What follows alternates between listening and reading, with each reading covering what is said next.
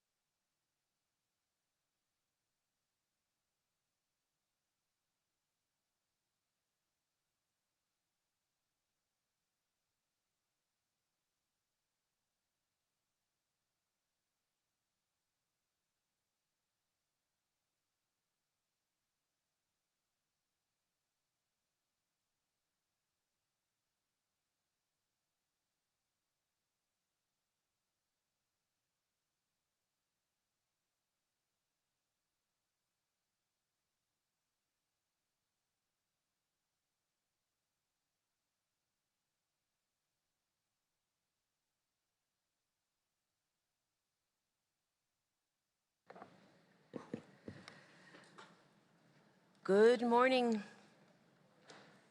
Welcome.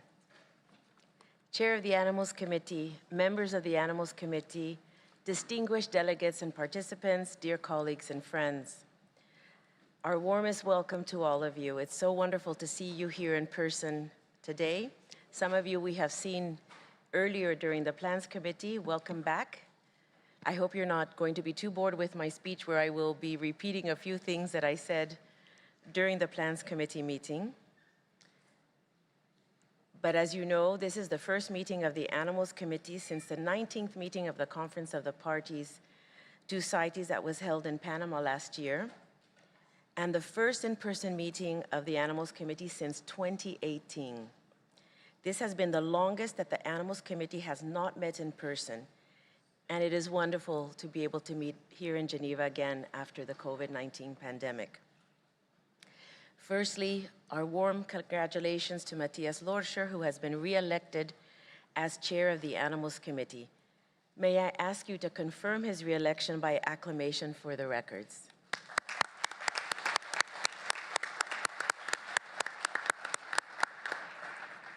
His deep knowledge of CITES and national level experience benefits us all. Matthias has done a brilliant job leading the Animals Committee through difficult times between COP18 and COP19, forging ahead to deliver on the committee's mandate despite the challenges we faced, and we are all grateful to you, Chair. I would also like to congratulate and welcome new committee members and alternate members, as well as a nomenclature specialist who was re-elected. May I ask again that you confirm these re-elections by acclamation.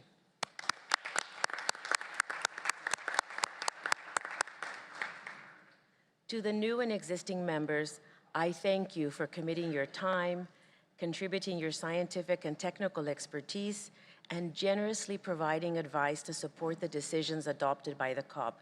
We all know that you have real jobs every day, and this is out of your heart, your sacrifice to do this work.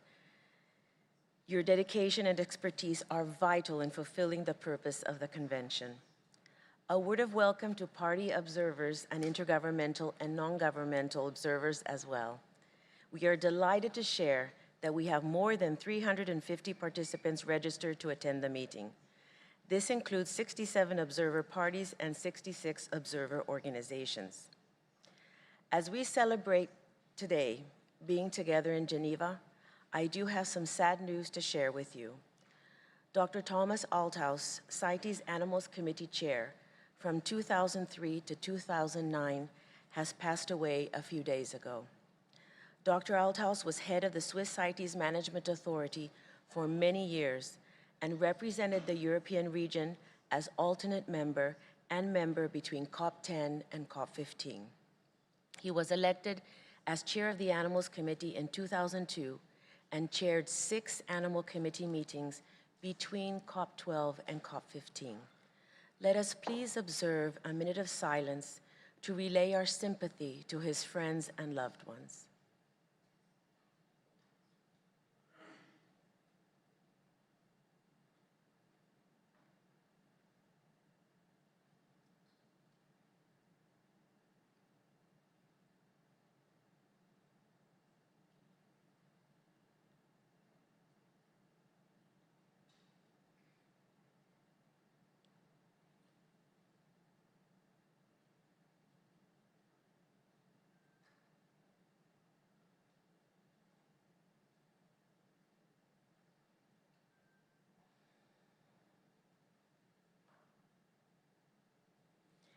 May he rest in peace.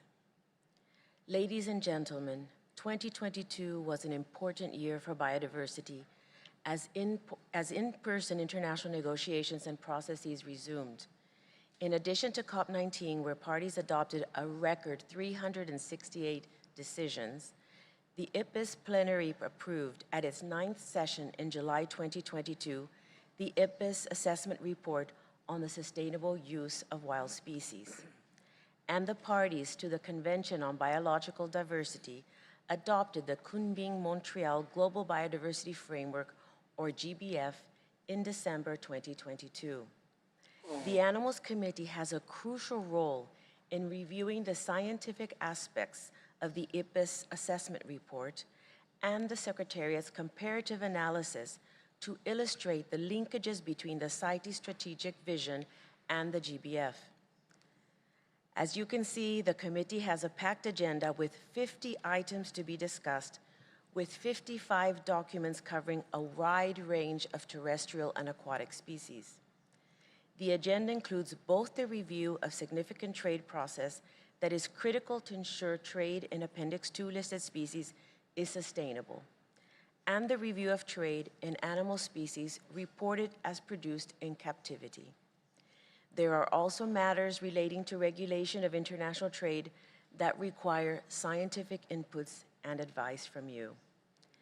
In the next days, the committee will consider progress made in the implementation of decisions relating to the development of new or updated guidance material on non-detriment findings. The committee will furthermore advise on the need for the revision of identification materials that are essential tools used by parties on a daily basis to implement and enforce the convention. In terms of species conservation and trade, the committee will consider a broad range of issues relating to birds, West African vultures and songbirds, terrestrial fauna including amphibians, pangolins, African lion, and leopard and saiga antelope, and aquatic species such as eels, sharks and rays, queen conch, and marine ornamental fishes. The CITES community is well known for its knowledge and passion for conservation. As CITES celebrates still its 50th anniversary, we highlight the importance of partnerships as you help us achieve the convention's goals. Our collective success is linked to effective partnerships. The parties, our scientific committees, observer organizations, and the Secretariat must continue to collaborate and to work towards achieving the goals and objectives of the Convention as agreed in the CITES strategic vision. As I said earlier, it is indeed a packed program, and my colleagues have worked hard and spent long hours preparing for this meeting.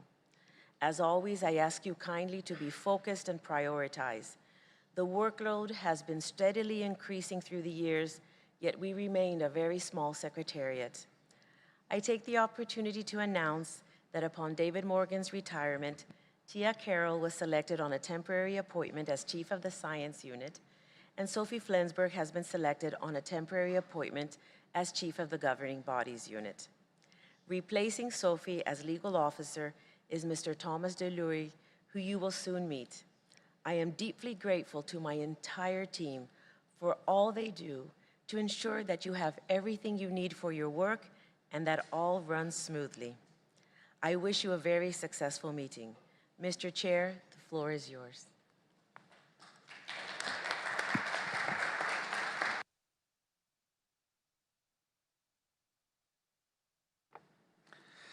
Thank you, Secretary General, for these opening remarks. I also have some opening remarks. First, I would like to welcome all participants to the 32nd meeting of the Animals Committee. In particular, I would like to welcome warmly my fellow members and alternate members, amongst them several new faces in the committee. I'm looking forward to our deliberations and collaboration on the many topics the COP has entrusted us to deal with. We have gone through crazy and difficult times these last years. The pandemic has shaken global systems and has reminded us in a very drastic way that we are just part of the world's ecosystems and are as vulnerable as the rest of this world. I sincerely hope we have learned our lessons well and integrate these lessons learned in our decision-making where possible. Due to the disruptions caused by this pandemic, it is our first in-person meeting since 2018. It is therefore a lot we have to catch up, and we may get carried away by our wishes. But we still have to remind ourselves that we do have limited resources and cannot do all that would be desirable. I may therefore have to be reminding ourselves about this during this coming week. In particular, we will have to remain realistic about the number of cases we select in our standard processes, the review of significant trade, and the review of trade in animal species reported as produced in captivity. I would like to thank my fellow members for entrusting me with the task as chair of the Animals Committee. It is a great honor and privilege to be able to do so. I would also like to extend my thanks to the CITES Secretariat for the preparation of this meeting. It has been amazing how they have been able to put together all the documents we will be discussing this week, supporting me and my fellow chair of the Plans Committee coming up to this meeting and organizing such a meeting. And last but not least, I would like also to thank Switzerland, my home country, for providing us with this facility we are holding the meeting in. We do have a very large agenda to work through, so before we start going through that agenda, let me make some more technical comments.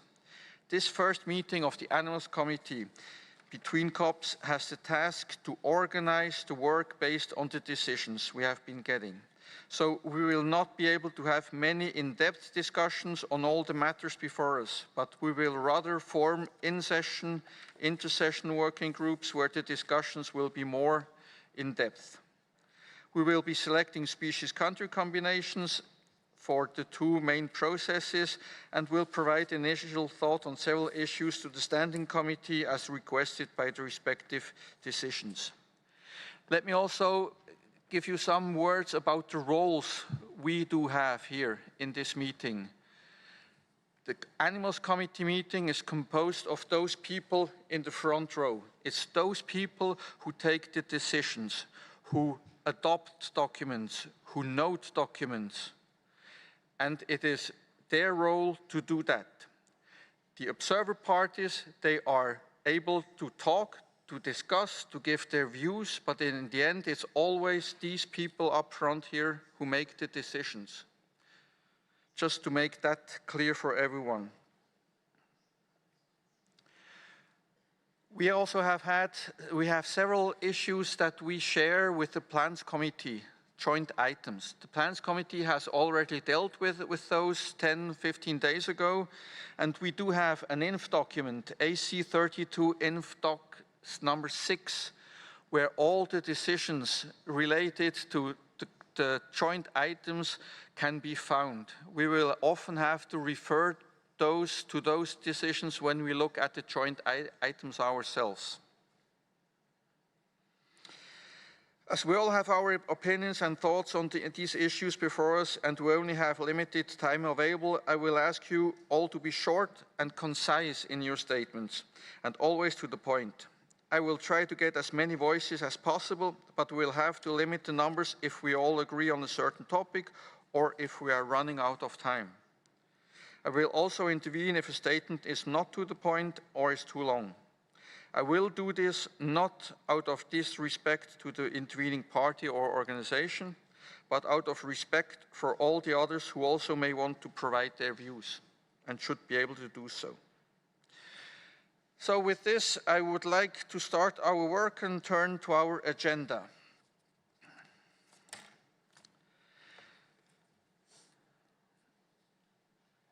First, the working program is agenda item 2, the declaration of conflict of interest.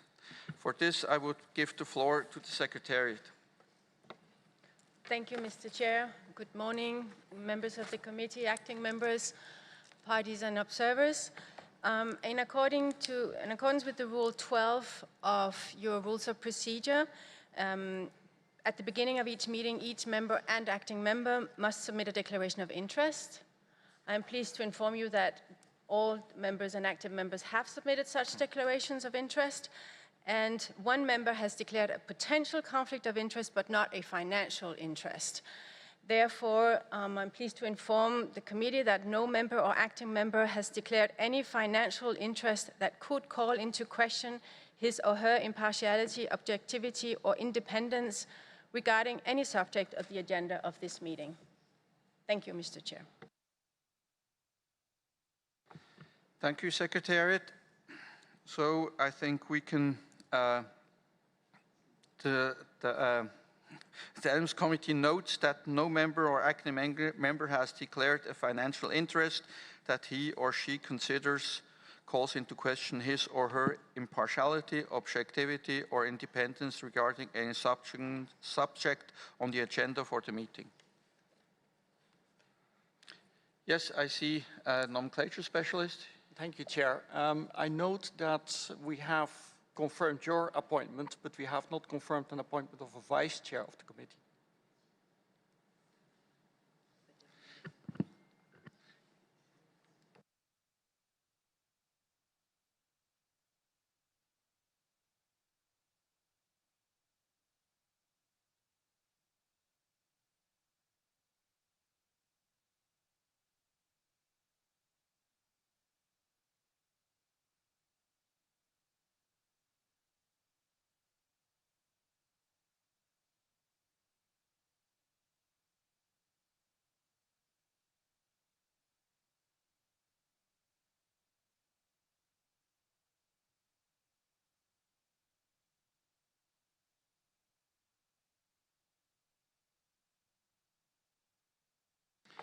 Secretary, yes?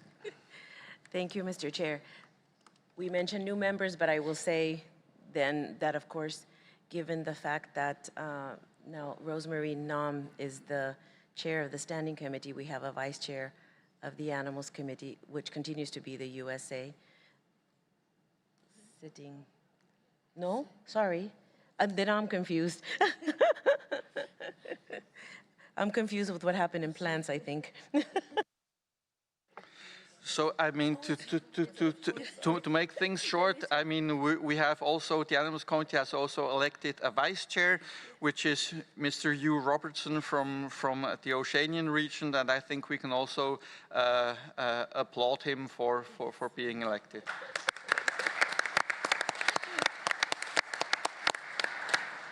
Apologies, I forgot that we had moved from plants to animals. Thank you. Okay. So with this, I think we can move on to agenda item 3, rules of procedure. They are contained in document AC32 Doc 3. It's the current rules of procedure of the Animals Committee. These were last amended at the 30th meeting of the Animals Committee, so there are no changes and are the rules that will apply for this meeting. So I propose that the Animals Committee notes the document. I see heads nodding.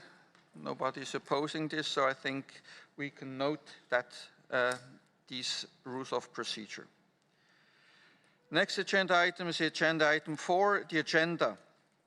The proposed agenda is contained in document AC32 Doc 4. The Animals Committee is invited to adopt the agenda. So I open the floor for any comments from members and alternates.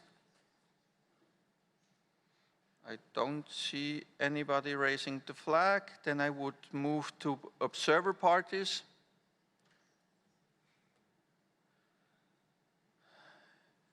It is like watching tennis. I really have to move all the way around. It's a big room full of people.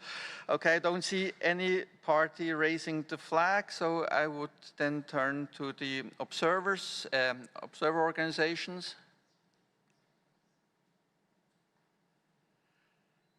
Okay, I don't see anybody asking for the floor, so we can adopt the agenda as contained in document AC32 Doc 4. Then we can move on to agenda item AC32 Doc 5, the working program. The Animals Committee is now invited to adopt the working program, which can be found in document AC32 Doc 5. I open the floor for any comments for members and alternates. Observer parties.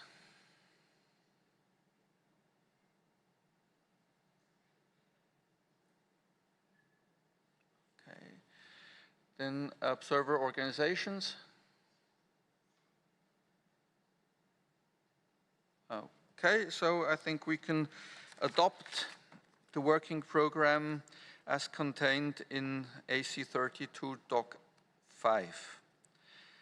Now let's turn to agenda item 6, admission of observers. I turn to the Secretariat. Thank you, Chair. Document AC32 Doc 6 contains the list of observer organizations whose participation has been approved by the Chair of the Animals Committee, and we ask you to note that list. The Secretariat also wishes to draw the committee's attention to the established practice that has been to recommend to the chairs of the Plants and Animals Committee that they approve the participation of any body or agency technically qualified in protection, conservation, or management of wild fauna and flora, but also of any body or agency that has a legitimate and direct interest in CITES regulations, including representatives of industries such as fragrance, medicinal plants, cosmetics, timber, musical instrument organization, and just other trade organizations in general. So the committee is invited to take note of the list and of the current practice. Thank you, Mr. Chair. Thank you, Secretariat. So I open the floor for comments from the members. I see the nomenclature specialist. You have the floor. Thank you, Chair, and thank you, Secretariat, for preparing and providing this list. I was just wondering, since there is a category of national observer organizations, would it be possible to actually note what nation they are based in, just for our information to see how widely they are spread across the regions? Thank you, nomenclature specialist. I think we do have this information available, and I think this is not a big deal to do that. So yes, thank you for that suggestion. Any more comments from members, alternates, observer parties?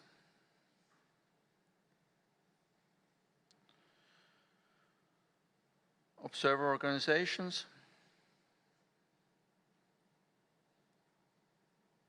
Okay, So the Animals Committee notes document AC32 and also notes the current practice of approval of observer organizations in accordance with Rule 4, Paragraph 3 of its Rules of Procedure. And we will in the future try to incorporate the information that has been asked by the nomenclature specialist. So with this, we can move on to agenda item 8, which is strategic planning for 2023-2025.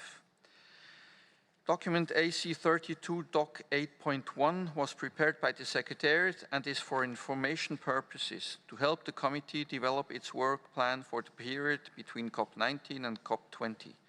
The document contains 2 annexes that reflect the instruction given to the Animals Committee following COP19. Annex 1 is an overview of the currently valid resolutions that require actions from or contain reference to the Animals Committee. Annex 2 lists all currently valid decisions of the COP directed to the Animals Committee or that may require consultation with or assistance from the committee. The Animals Committee is invited to take note of the document. I open the floor for any comments. I don't see anybody asking for the floor. Observer parties? Observer organizations? So we can note the document. Thank you. Agenda item 8.2. This document AC32 Doc 8.2 outlines the list of instructions directed to the Animals Committee or that may require that it be consulted or informed that can be found in the currently valid resolutions and decisions. The annex of the document identifies the lead or co-lead from the members and alternate members of the committee for each of the instructions as part of its work plan for 2023 to 2025. The Animals Committee is invited to take note of this document and agree that in the event of the Standing Committee establishing additional intersession working groups, the lead or co-leads identified for the resolution or decision in the current work plan would represent the Animals Committee on the working group concerned. With this, I open the floor for comments from the members and alternates. None. Observer parties?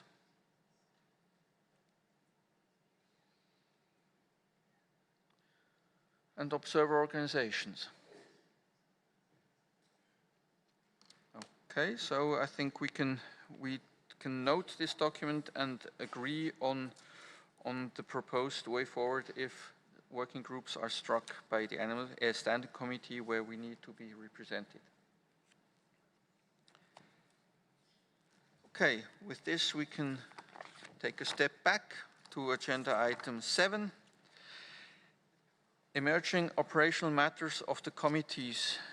It has been prepared by the Secretariat and the Secretariat will present it. Merci, Monsieur le Président. Thank you, Chair.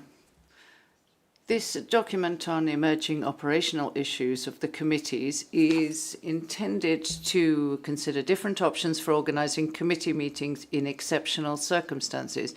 In this document, the Secretariat highlights 2 guiding principles. Firstly, face-to-face meetings remain the default option for all CITES committees meetings and, where possible, should be streamed live on YouTube in the 3 official languages of the Convention, as is the case in this meeting. Online or hybrid options should only be considered when the quorum, as defined in the Rules of Procedure of each committee, was not reached. The document also contains a risk matrix for the organisation of committee meetings as well as risk reduction measures that can be taken. The document separates 2 types of exceptional circumstances, and I wish to draw the committee's attention to the table on page 5 in the English version. To summarise, when a meeting cannot take place in the scheduled place due to a pandemic lockdown, deteriorating security conditions or natural disaster, we propose that the meeting be postponed for a maximum of 6 months.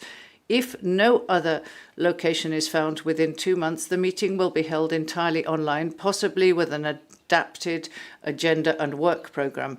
The idea behind this proposal is to avoid waiting too long before organising the meeting. The other type of exceptional circumstance relates to circumstances that prevent some members of the committee from attending and could jeopardise the quorum required for a meeting. I'm thinking, for example, of the volcano in Iceland that blocked transatlantic flights. In these cases, we offer a hybrid option for members and interim members only to ensure quorum. The Secretariat asked the committee whether these proposals for exceptional circumstances seem logical and acceptable. On the basis of this proposal, the Secretariat does not recommend any changes to the rules of procedure. I draw the committee's attention to Annex 2 of the document, which contains the guidance on the application of the rules of procedure of the Animals and Plants Committees in the context of online or hybrid meeting.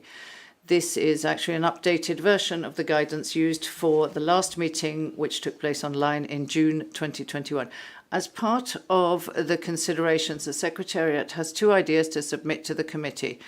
The first is whether it would be a good idea to revise the rules of procedure in order to establish a streamlined intersessional decision-making process and to have an expedited non-objection procedure by email for the following points: to designate focal points for each instruction as part of their work plans, the leads, and maybe for the establishment of intersessional working groups, and also for the commenting on various studies which will be posted on the intersessional web pages of the committees. The idea is to limit this to simple and limited circumstances.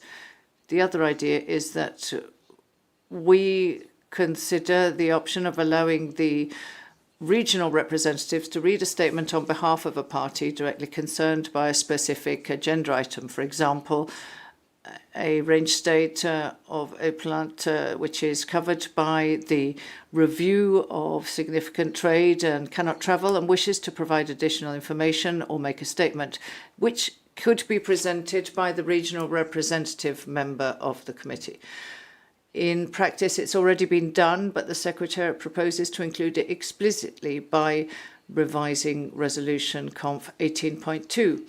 So the recommendations in the document are not particularly revolutionary, but we would like to hear at the Secretariat the comments of the committee on the document, whether the committee wishes to revise the rules of procedure for hybrid and online meetings, or whether the guidance in Annex 2 is sufficient, and whether a simplified decision-making process in specific and limited circumstances is a good idea, and finally, whether it approves the proposal to revise Resolution Conf 18.2 in paragraph 20. I would like to note that the Plants Committee has already considered this document and concluded recommendations. All the conclusions are in the document AC32 Inf 6. So I will read the conclusions of the Plants Committee on this item.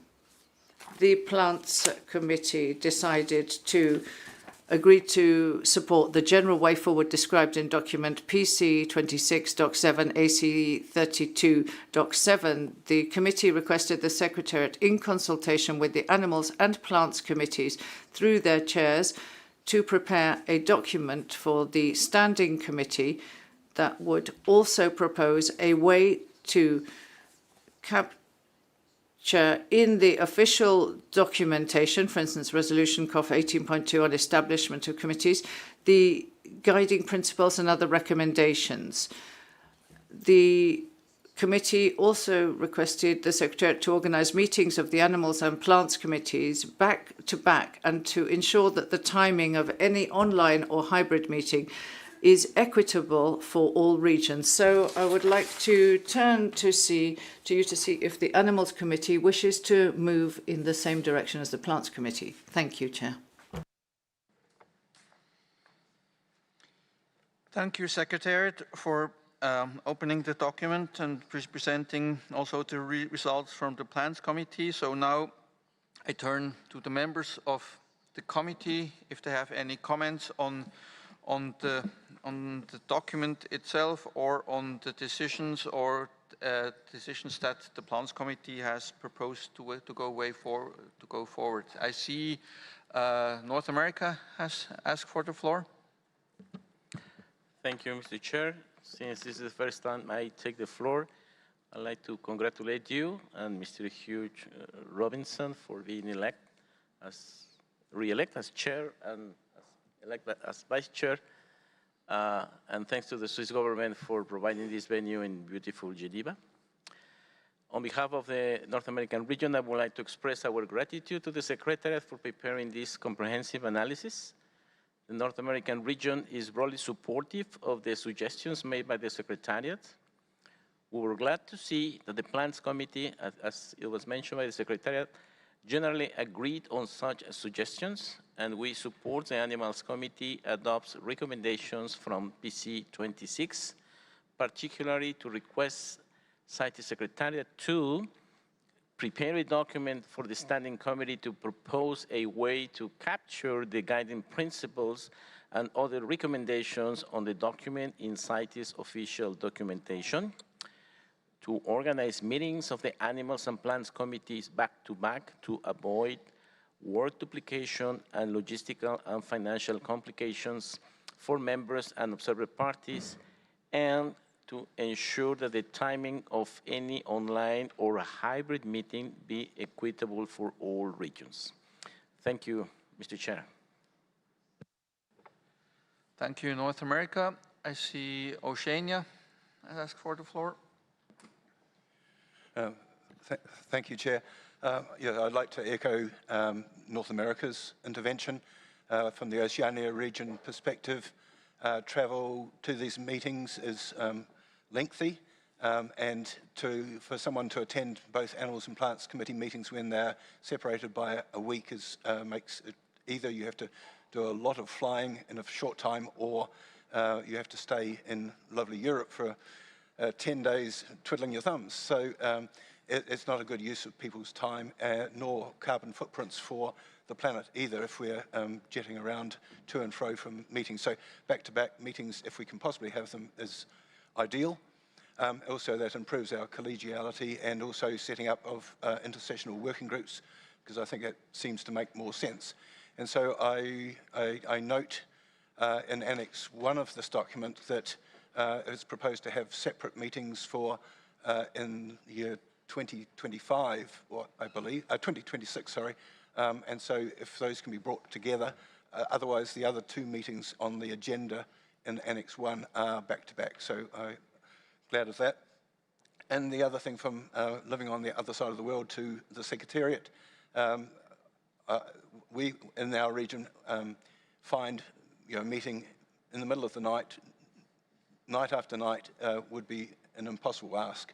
And so fully agree with the Plants Committee's recommendation that we try to be more equitable about the timing of meetings when we have joint meetings. And we certainly agree with the intent of paragraphs 18 and 20 in the document. We'll support those two. Thank you. Thank you, Oceania. I see Europe.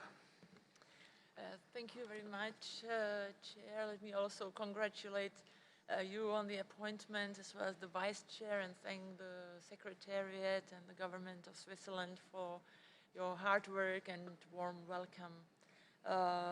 We also support the document and appreciate this very comprehensive approach and analysis. With regards to possible future online meetings, we would like to acknowledge that, of course, during the corona pandemic, it was all new and the working agenda was shortened. But if there are any future online meetings, it would be very important not to cut on substance and go into the very important issues like reviews of significant trade or captive breeding, which have been slowed down and delayed during the last period. Yeah, thank you very much. Thank you, Europe. Nomenclature specialist. Thank you, Chair. And belatedly, I join in the congratulations on your election to the Vice Chair's election and give thanks to the Government of Switzerland and the Secretariat for making this meeting happen. I fully support the comments made by my fellow committee members.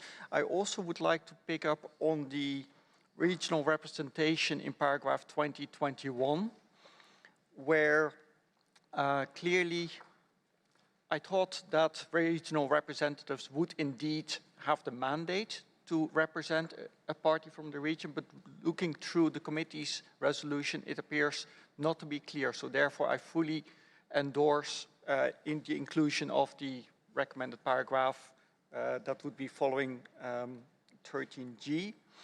And I would also point out that that is not necessarily in conflict with the opportunity for a remote hybrid participation by that party proposed in paragraph 21. Therefore, I certainly recommend the inclusion of that paragraph 13G sub in the rules of, in the resolution, as well as leaving the opportunity open for remote participation by that party affected. Thank you, nomenclature specialist. I think that is well noted. So, yes, I see Central and South America and the Caribbean. You have the floor. Gracias. Thank you, Chair. First of all, I'd like to congratulate you on your re-election, as well as the Vice Chair. And I'd like to thank the Secretariat for organising this meeting. Just as those who have spoken before us, we support the preparation of this document, and we would like to highlight the importance of bearing in mind representation through members of the committee, and that we have a very detailed point in the document which will show what can happen in order to represent a party, because we have to ensure that there are no consequences of failure to comply with formality, maybe through the presentation of a formal letter from the party to the members of the committee to authorize a member to speak on their behalf. And to pick up, as we heard at the Plants Committee, to ensure, try and make sure that meeting times for virtual meetings are as accommodating as possible to all parties. Thank you. Thank you very much for your support and for your comments. I see Asia has asked for the floor. Asia, you have the floor. Thank you, Chair. For this festival, we would like to congratulate you for your election, as well as the Swiss government for providing the meeting. We are in Asia also support this document because the meeting back-to-back with peace is really useful for us, as well as it's really efficient, because it will be if we are not doing that, it will be take so much effort on that, as well as the equality on the time zone. I think it will be good if we can consider the equality of time zone, and the meeting can be effective on that. Thank you. Thank you, Asia. So far I've heard very broad support for the decisions taken by the Plans Committee from the members and alternate from the Animals Committee. So now I open the floor for comments from observer parties. I see Australia has asked for the floor. Thank you, Chair. As this is the first time Australia is taking the floor, we congratulate you on your appointment as Chair and also the Vice Chair of the 32nd Animals Committee. We would also like to thank the Secretariat and the Government of Switzerland for hosting the 32nd meeting of the Animals Committee. We thank the Secretariat for their work on this paper. Australia also wishes to support the comments of Oceania and North America in the view that holding online meetings during the middle of the day, Central European time, is highly inconvenient for Australia and other Oceania parties. Thank you, Chair. Thank you, Australia. I see UK. Thank you, Chair.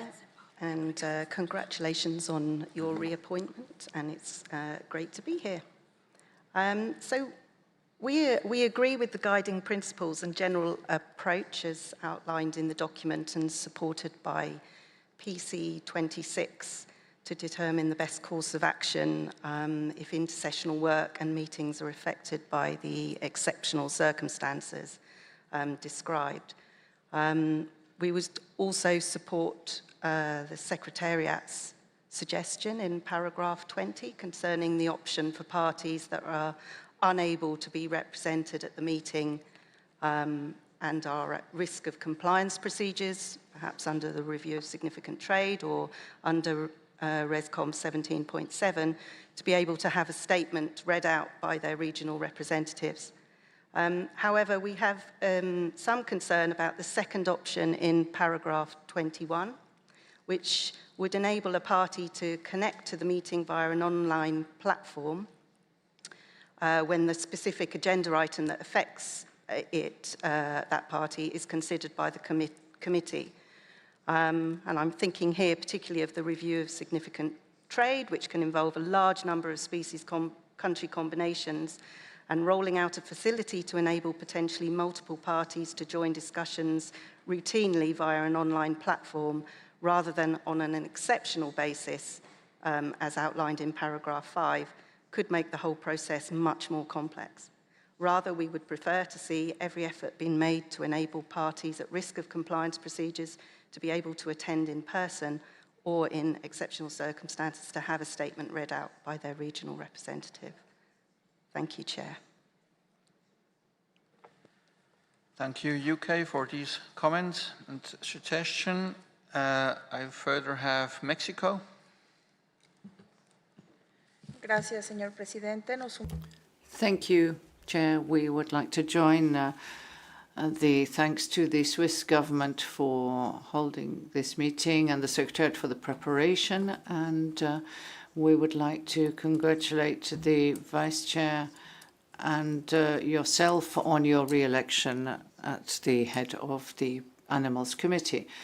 As we heard from the representative of the North America region, we would like to support having the Animals and Plants Committee back-to-back with a joint day and avoiding having a week between the meetings, as has been the case this time. It means a significant financial effort, and it's not possible for us to cross the Atlantic 4 times, and it creates a very important carbon footprint.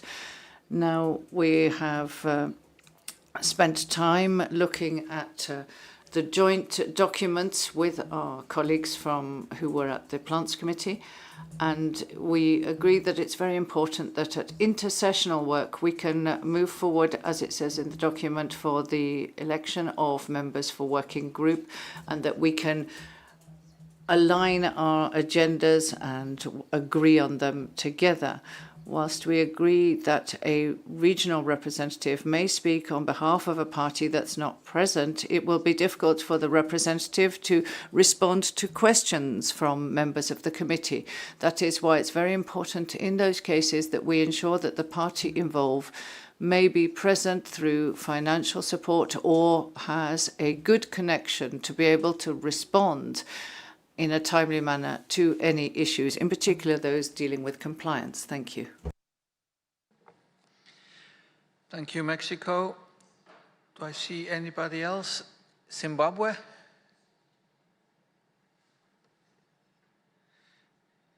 Yes, you have the floor. All right, thank you. Thank you, Chair. And as you are taking the floor for the first time, we also wish to convey our congratulations to you on your re-election, as well as the Vice Chair, to the Secretariat for organizing the meeting, as well as the Swiss government for hosting us. Chair, as Zimbabwe, we agree with the recommendations in document PC 26 Sum 1 Rev 1 on item 7, prepared by the Plans Committee, especially on the need for the Secretariat to organize meetings of the Animals and Plants Committee back-to-back, and to also, most importantly, equitably consider different time zones in scheduling the hybrid or online meetings.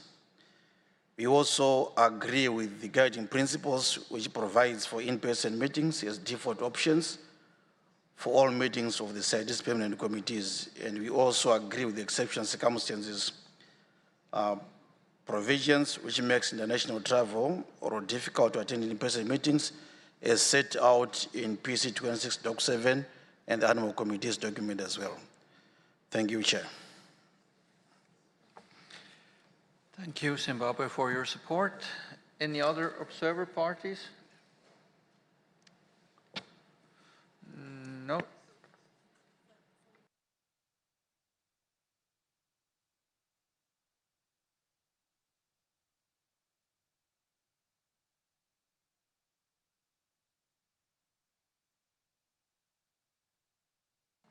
Okay, now I open the floor for observer organizations.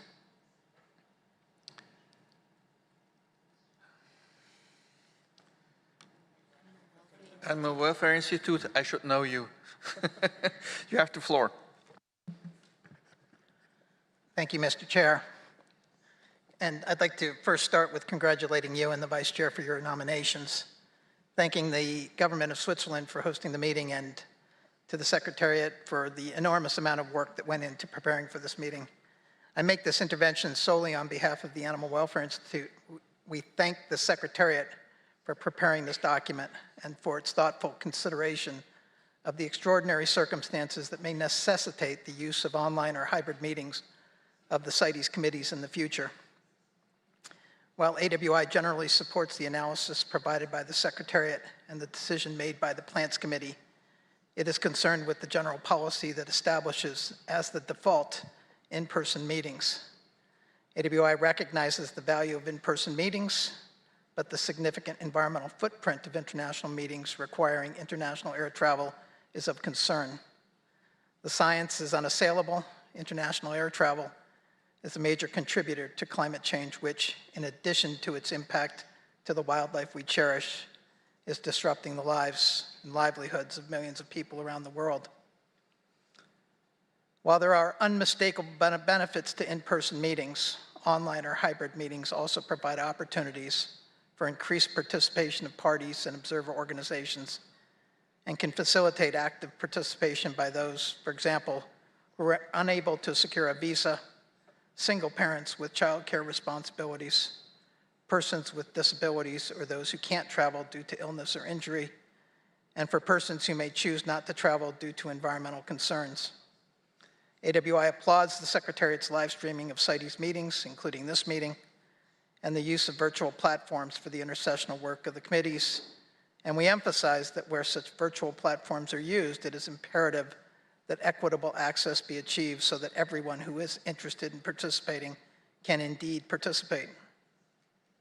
AWI is not suggesting that this analysis of extraordinary circumstances be altered, but we would encourage members of the committee, the Secretariat, and all parties and observer organizations to CITES to recognize the environmental and other benefits of online or hybrid meetings, to take advantage of the various virtual meeting platforms to engage in CITES deliberations, and to consider a future where, for the benefit of the planet, people, and wildlife, online meetings are the default meeting format. Thank you, Mr. Chair. Thank you, Animal Welfare Institute. Anybody else asking for the floor? I don't see any, so before wrapping up, I give the floor to the Secretariat. Thank you, Chair. Just a quick comment related to some of the interventions that were made earlier on from the members of the committee. Of course, we're doing everything we can to ensure that meetings of the Animals and Plants committees are held back-to-back. Unfortunately, it's not always possible because we are at the mercy of the availability of this venue, which is generally made available by the Swiss government, and it's very much in demand. If you look at the annex, you will see that we haven't even been able to secure dates for our meeting in 2027 of the Standing Committee. So we do whatever we can to ensure that these meetings are held back-to-back, but it's not always possible because we only have access to this one venue. Having said that, we are very much open to have the meeting elsewhere if a party would be willing to consider hosting the meetings of the Animals and Plants Committee back-to-back. please approach me and the Secretary General, and we're very much open to discussing this if that was a possibility. Also would like to just quickly note that the tentative dates that are set out in the annex are tentative, and we have already made some amendments to those dates that we'll come back to later in the meeting. So don't book your flights yet. These dates are tentative and have not yet been confirmed. Thank you very much. Thank you, Secretary, for these comments. Yes, Secretary General, you have the floor. Thank you very much, Mr. Chair. And also to add to what my colleague has already said, just to note that we are now probably going to start working on offsetting emissions for travel as a UNEP administered convention. They already do it at UNEP for their own travel. We are now using the ICAO calculator for our travel, but now we are going to also look into how we can come up with a climate strategy for those participants coming to our meetings and to try to offset that as well. So in the next few months, you may see that we are going to be presenting to the Standing Committee the proposal from UNEP about offsetting our own travel, but also including costs related to having these meetings, not only the travel, but actually the energy used in the meeting itself. So we are paying attention to the issues of climate, and we will be coming back to you through the Standing Committee on this matter. Thank you. Thank you, Secretary General. So to wrap up, I think we have unanimous support. Oh, Oceania has asked for the floor. You have the floor, Oceania. Thank you, Chair. And I forgot to congratulate you on your appointment, and I wish you the best health possible over the next 3 years. No, the point I was going to make is it possible for the Secretariat to investigate the possibility of hosting Animals and Plants Committee meetings congruently here at this conference centre, where we have some joint sessions and some separate sessions in different venues within this centre. And so that could achieve the same goal as having back-to-back meetings, but be compressed into a one-week session where we have some joint sessions and some separate sessions. If that could be investigated, whether you have the capacity to deal with that or not, I don't know. Thank you, Oceania. I think that provides reactions. Secretary General, please. Thank you so much. And yes, I have heard this suggestion also earlier. Unfortunately, as you know, we are a very small team. I only have one plants officer and one animals officer. And so amongst those, we also have somebody working on marine species. So it is very difficult because we work as a team, backing each other up to have congruent meetings, because really with the size of our secretariat, it would be impossible. If I had more staff, we could maybe speak about it, but at this moment, it's really an impossibility. Thank you. Thank you, Secretary General. So I don't see anybody else asking for the floor, so I think I can conclude that the Animals Committee supports the way forward as suggested by the Plants Committee, with the additional comments made. And I think the concerns raised by the UK are noted, that we would have to be careful not to overload the discussions in this way, but honestly, I don't think we will have that much more participation if it is online. It might help sometimes, but I think your concerns have been noted. So I think that would be my conclusion. And I would then move on to the next agenda item, which is item 9 on CITES strategic vision.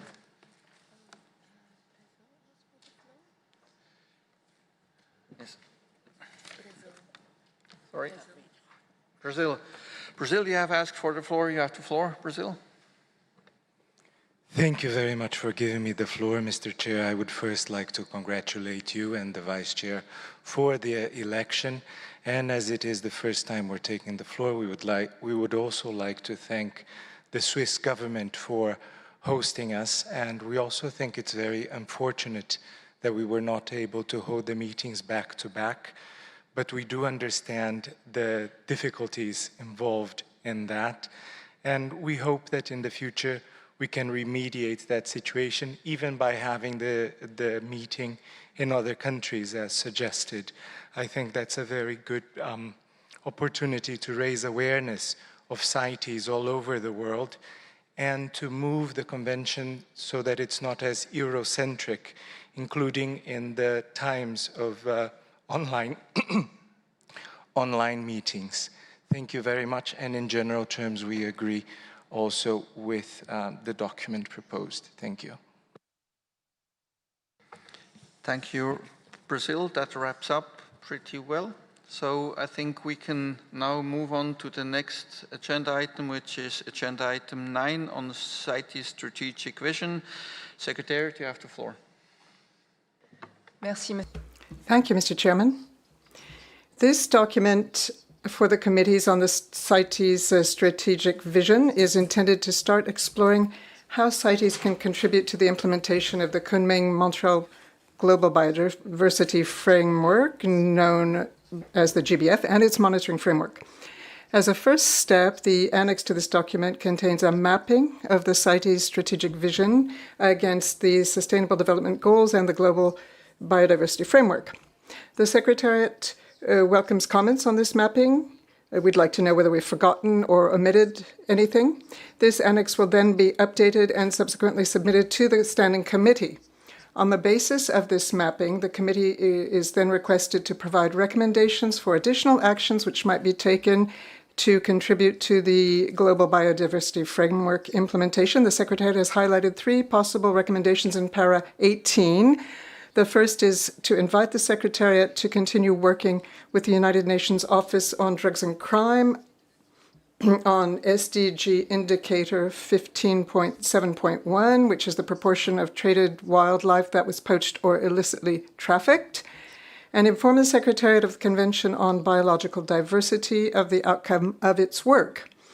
Second recommendation, request the Secretariat to follow the work of the subsidiary body on scientific, technical, and technological advice at the SUBSTA, as well as any work related to the monitoring framework of the Kunming-Montreal Global Biodiversity Framework. 3, provide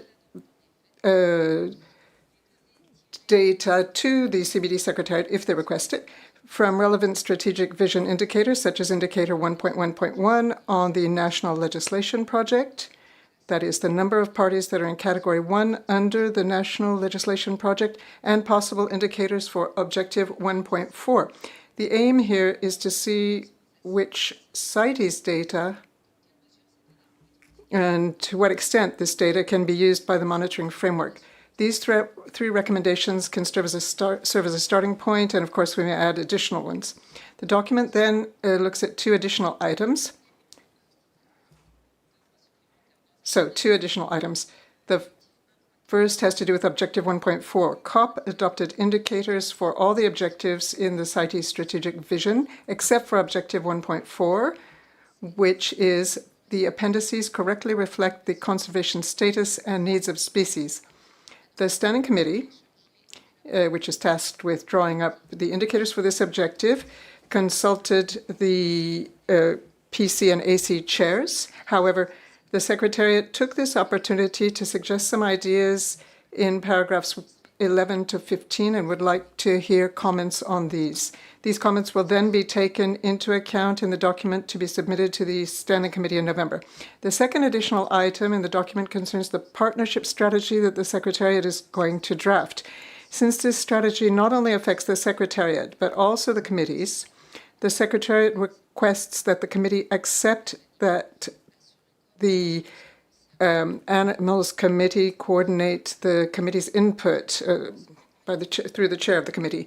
The Secretariat will ask for comments on the various drafts of the strategy. All the recommendations to the committee can be found in paragraph 18, and the Secretariat welcomes in advance any comments that might improve the mapping of the CITES strategic vision against the SDGs and the GBF, but also any brilliant ideas on the indicators for Objective 1.4.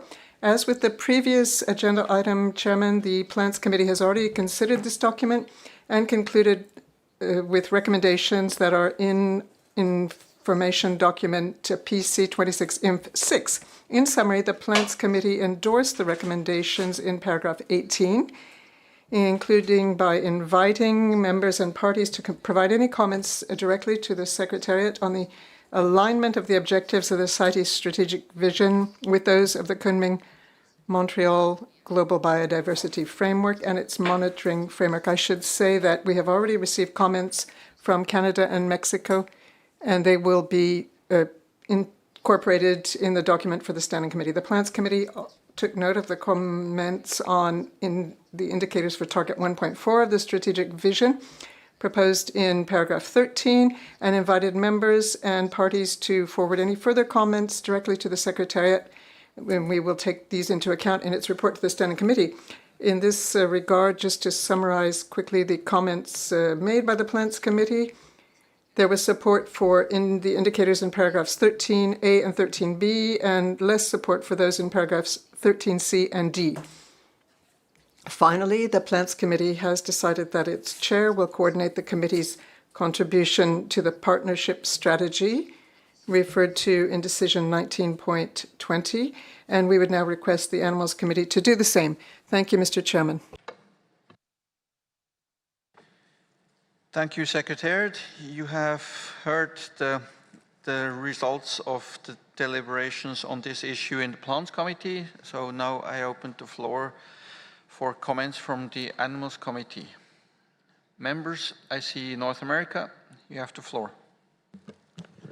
Thank you, Mr. Chair. On behalf of the North American region, I would like to commend the Secretariat on their mapping exercise, which looks at linkages between the CITES strategic vision objectives and the Kunming-Montreal Global Biodiversity Framework and its monitoring framework. We concur with the recommendations from Plants Committee regarding continued work with the United Nations Office on Drugs and Crime on SDG Indicator 15.7.1 and following the work of the subsidiary body on scientific, technical, and technological advice, the SUBSTA, which I personally currently chairing, and any work related to the monitoring framework of the Kunming-Montreal Global Biodiversity Framework. During the Plans Committee, countries in our region share with the Secretariat, as she already said, comments on the mapping exercise, the contributions of CITES to the monitoring framework, and on the possible indicators for Objective 1.4 of the CITES strategic vision. We suggest the Animals Committee also invite members and parties to submit any comments directly to CITES Secretariat. Regarding the partnership strategy, we agree that the Animals Committee chair should act as the focal point for consultations with its members. Thank you, Chair. Thank you, North America. Any other comments or suggestions from members or alternates? I don't see anybody, so I open the floor for comments from observer parties. I see Mexico. Mexico, you have the floor. Gracias, señor. Thank you, Chair. As our regional representative said, Mexico supports in general this document and its recommendations. At the 26th Plants meeting, Mexico sent to the Secretariat various proposals, which are the result of detailed analysis on additional points for alignment between CITES strategic vision and the GBF, the Kunming-Montreal framework. And they are looking at the framework and also some proposals for indicators under point 1.4 to be included in the report to the Standing Committee. Thank you. Thank you, Mexico. I see Zimbabwe. Zimbabwe, you have the floor.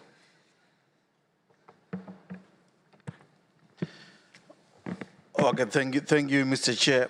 I think given the amount of work that needs to be done and the importance of the strategic vision document to CITES, we kindly request for more time to start the document and to carry out internal consultations before submitting comments to the Secretariat.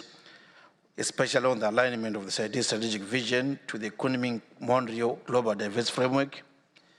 We also urge the committee to give more time to parties to work on the possible indicators for objective 1.4 of the strategic vision, as well as considering proposals in paragraph 13 of document PC26.9/SC32.9 to make sure it aligns well with the resolution conference 9.24 on the criteria for amendment of appendices 1 and 2.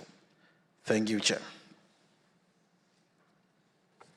Thank you, Zimbabwe. I think some of your concerns are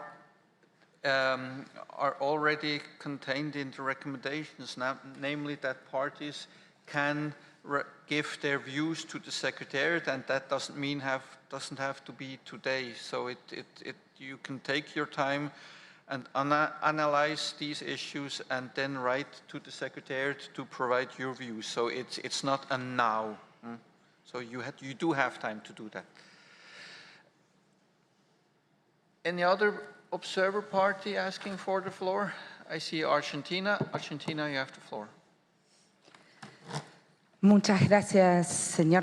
Thank you very much, Chair. And as it's the first time that we are taking the floor, we would like to thank the Secretariat for the organization of this meeting, and you and the Vice Chair, and of course Switzerland, our host country. Our comment is based more than anything on the suggestions made by the Secretariat on paragraph 13C, and in relation to the increase and diminution of populations. And it's not 100% clear to us how it's described there. So whilst we are in agreement in general with the document, we think that there's still a lot of work ahead of us. And what we must do is to be careful that we stay within the mandate and scope of this convention when we make our comparisons. Thank you.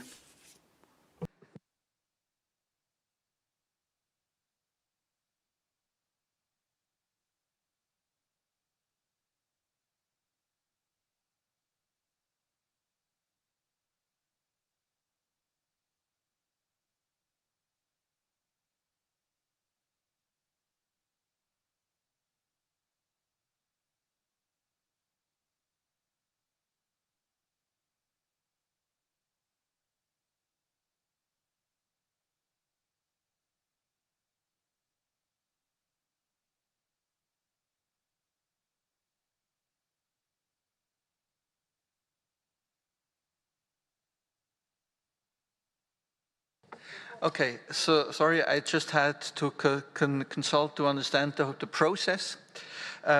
We are tasked to provide input to the Standing Committee, and the deadline for submission of our document to Standing Committee on this issue is the 7th of September. So you still have time to provide your inputs, and the topic will then be discussed again at the Standing Committee, where so we still have a lot of time to think about it, to provide inputs to the Secretariat on that issue, and then discuss the whole thing again at the Standing Committee, just to see how the process goes, that we still have good time to work on this. Okay. Any other observer party? I see Central, South, and America and Caribbean. You have the floor. Thank you, Chair.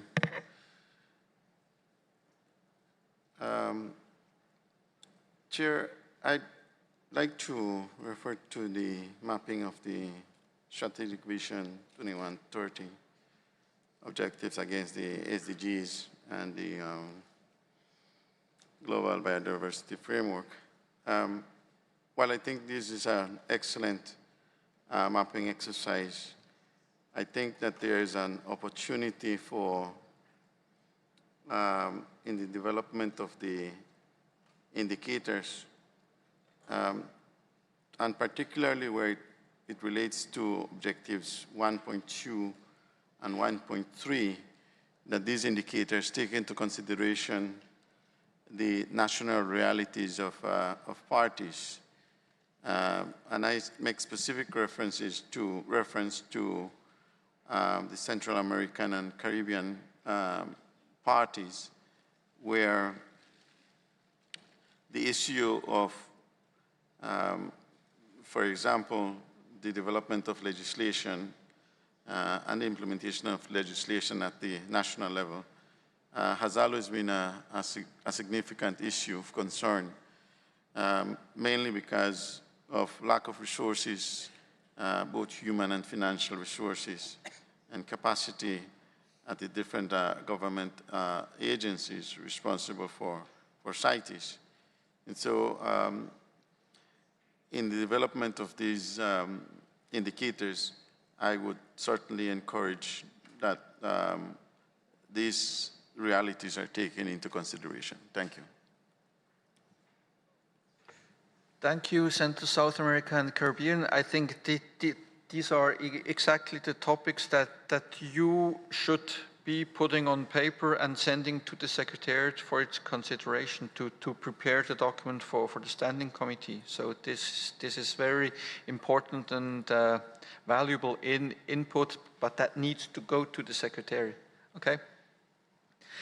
I see Peru has asked for the floor. Peru. Muchas gracias. Thank you very much, Chair.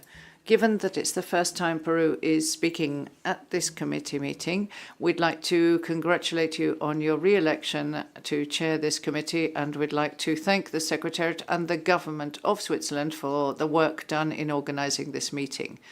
We agree with the recommendations that and the decisions made by the Plants Committee, and we agree that the Chair work on the issues covered in Decision 19.2. And Peru will include the principles of the strategic vision in our national biodiversity strategy, and we will mention the objectives, and we will make comments on the ways in which CITES can contribute to the mechanism, as in paragraphs 8 to 10. Thank you. Thank you, Peru, for your support. Any other observer parties?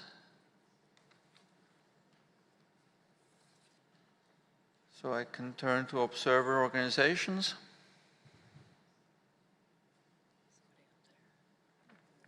Oh.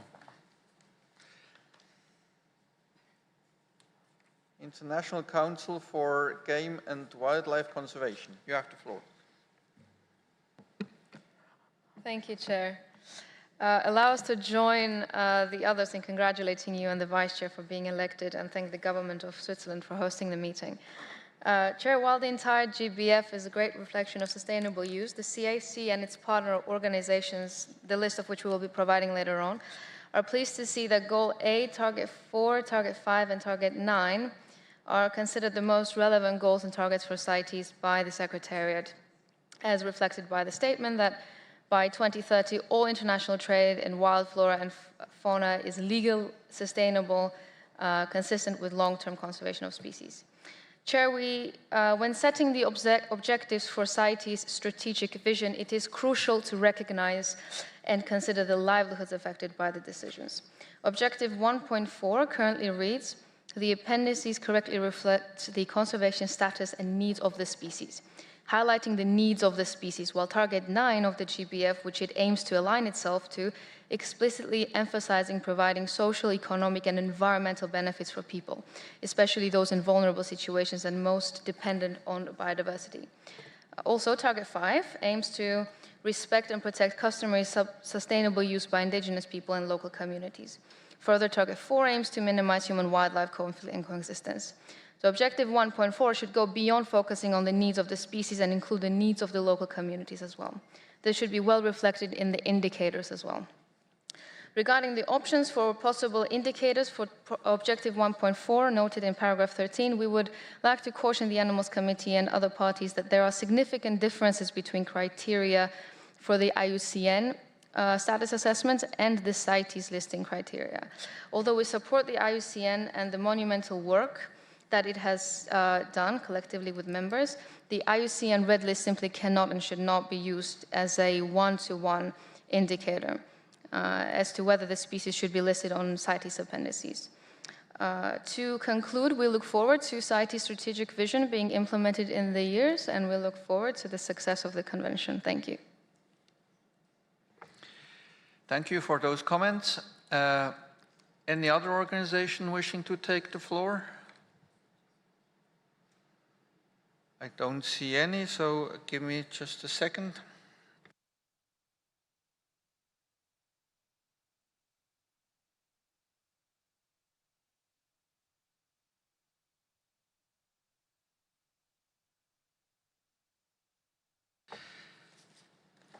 Okay, so in wrapping up, I think we have large agreement on the proposed way forward as decided by the Plans Committee, and especially emphasizing the input that should come from parties in the coming months to provide information on the mapping exercise so that the feedback to the Standing Committee is as complete as possible. So with this, I can conclude that agenda item, and we can turn to agenda item 12, which is IPBES report on the assessment of the sustainable use of wild species.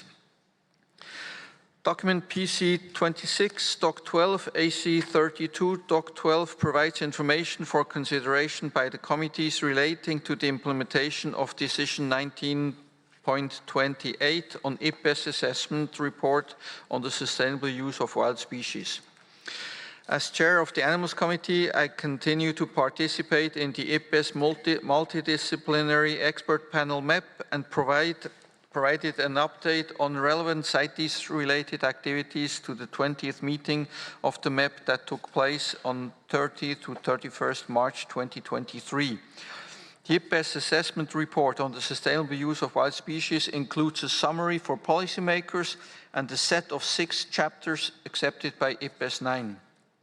The decision directs the Animals and Plants Committees to review the scientific aspects of the thematic assessment of sustainable use of wild species of IPBES and consider their relevance to the implementation of the Convention.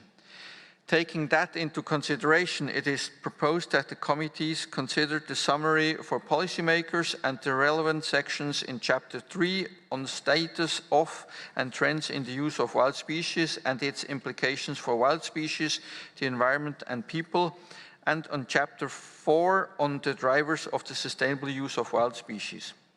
Annex 1 of the document includes a provisional list of scientific aspects addressed in the Chapter 3 and 4 that could be relevant for CITES implementation and processes. Annex 2 contains a table of these scientific aspects and the current CITES resolutions, decisions, systems and processes that could address these aspects. Annex 3 finally contains the key finding in the summary for policymakers and the possible relevance to the mandates of the Animals and Plants Committees as well as the Standing Committee. At its 26th meeting, the Plants Committee agreed to establish an intersessional working group jointly with the Animals Committee on the IPBES assessment report on the sustainable use of wild species that will work through electronic means to review the scientific aspects of the thematic assessment from IPBES relevant to CITES implementation as highlighted in the annexes to this document and other aspects as agreed by the 2 committees and the members of the working group, and B, identify aspects relevant to CITES implementation that are not adequately covered in existing resolutions and decisions and may require further consideration by the Animals and Plants Committees or the Standing Committee. Then C, prepare a draft report of the results of the review and possible recommendations for consideration by the joint session of the 33rd meeting of the Animals Committee and the 27th meeting of the Plants Committee, scheduled to take place in 2024. And finally, D, prepare a document for consideration of the Animals and Plants Committees containing the outcome of the review and recommendations to be submitted for consideration by the 78th meeting of the Standing Committee. So that working group was struck. I will not now read out who all participated. I will wait until we have agreement that we support the creation of such a working group, and whenever we form, we will then look who already is in that working group. So with this, I would open the floor for comments from members of the Animals Committee on this document.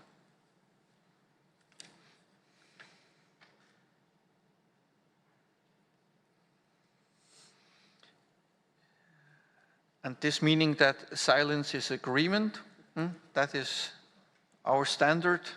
So I don't see anybody raising the flag, so I would move on to observer parties who wish to make comments. I see the United States. United States, you have the floor. Thank you, Chair. We congratulate you and the Vice Chair on your election, and we appreciate Switzerland for hosting this meeting.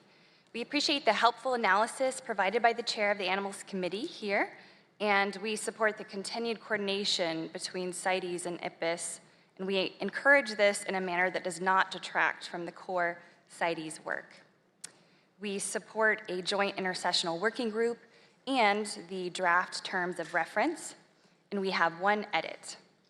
We would like to simplify the language at the very end of paragraph 1 under the terms of reference to ensure it's clear that the working group can focus on the scientific aspects listed in the annex and has the latitude to add other scientific aspects from the IPBES report. Because the IPBES assessment is so lengthy, we can envision a scenario where once the working group gets underway, it's possible that additional relevant scientific topics under the IPBES assessment may be identified. Therefore, at the end of paragraph 1, we recommend deleting the two committees and the members of, so that the tail of the sentence more simply reads, and other aspects as agreed by the working group. Thank you, Chair.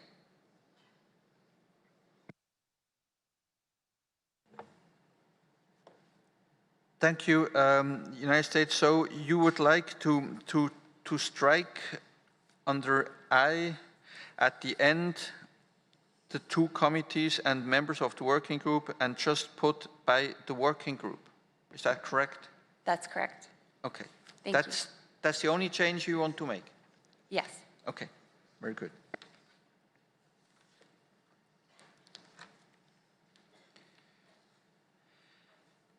So I see Argentina has asked for the floor.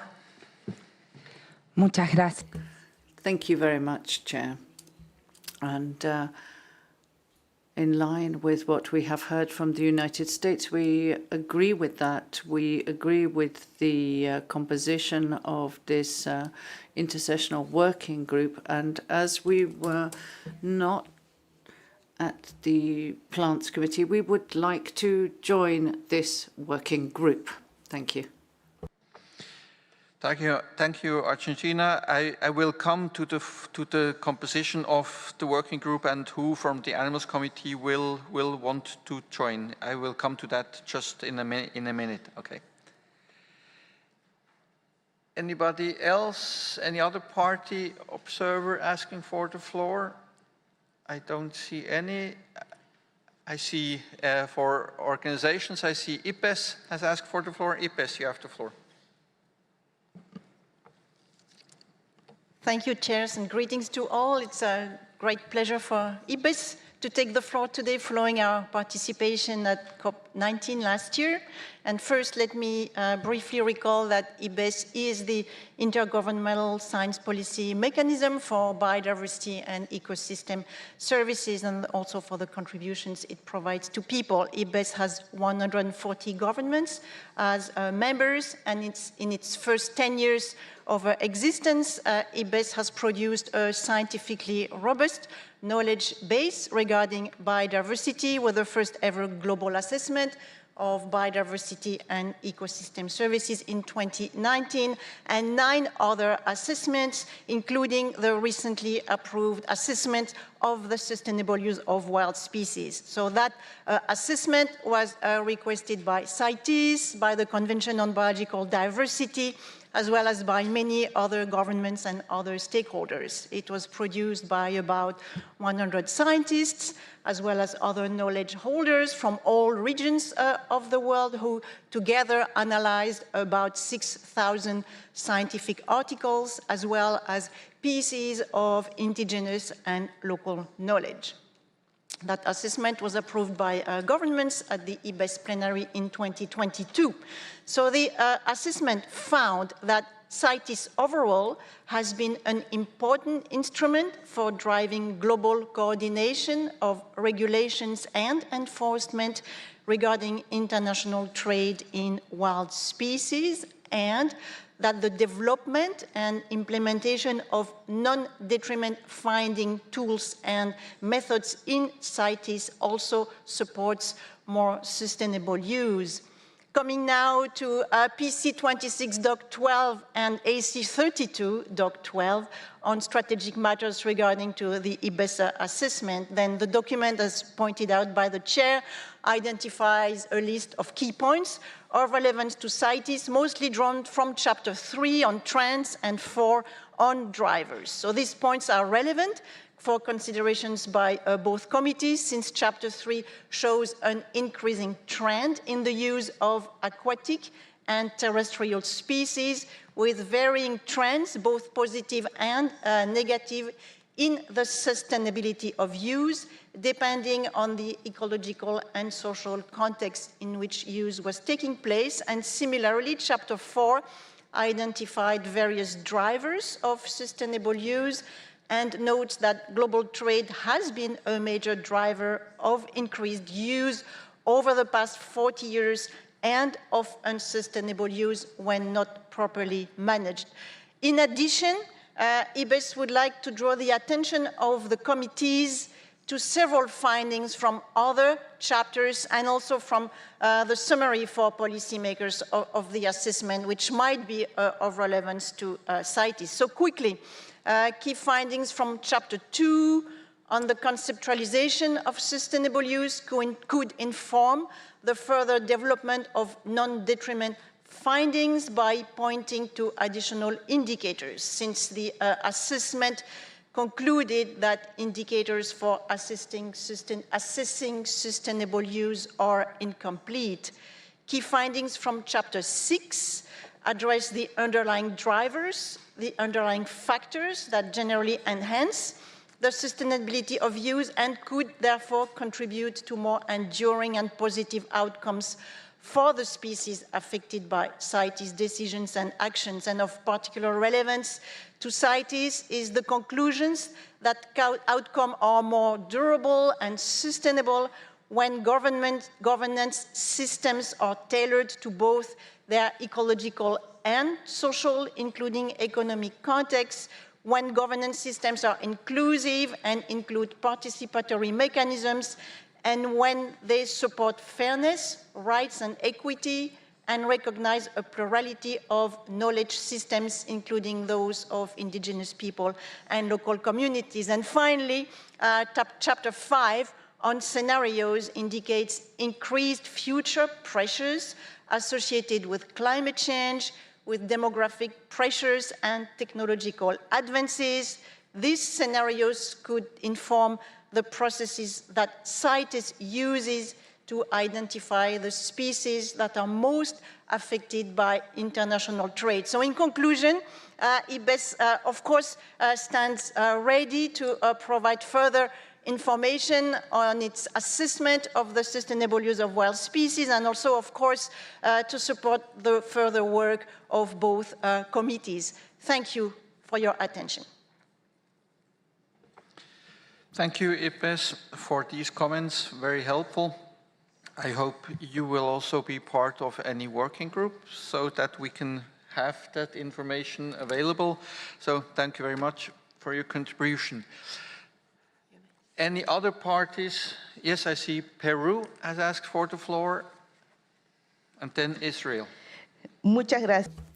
Thank you very much, Chair. We would like to thank the Chair of the Animals Committee for having prepared the document. We support the amendment made by the United States of America, and we support the composition of the working group with the information on the deadline for the 78th meeting of the SC. And we'd also like to express our interest in participating in the working group. Thank you. Thank you, Peru. Israel, you have the floor. Thank you, Chair. As others have said, this is our first time taking the floor, and we would like to congratulate you and Hugh in your positions as Chair and Vice Chair, and thank the Government of Switzerland for their contributions to this meeting.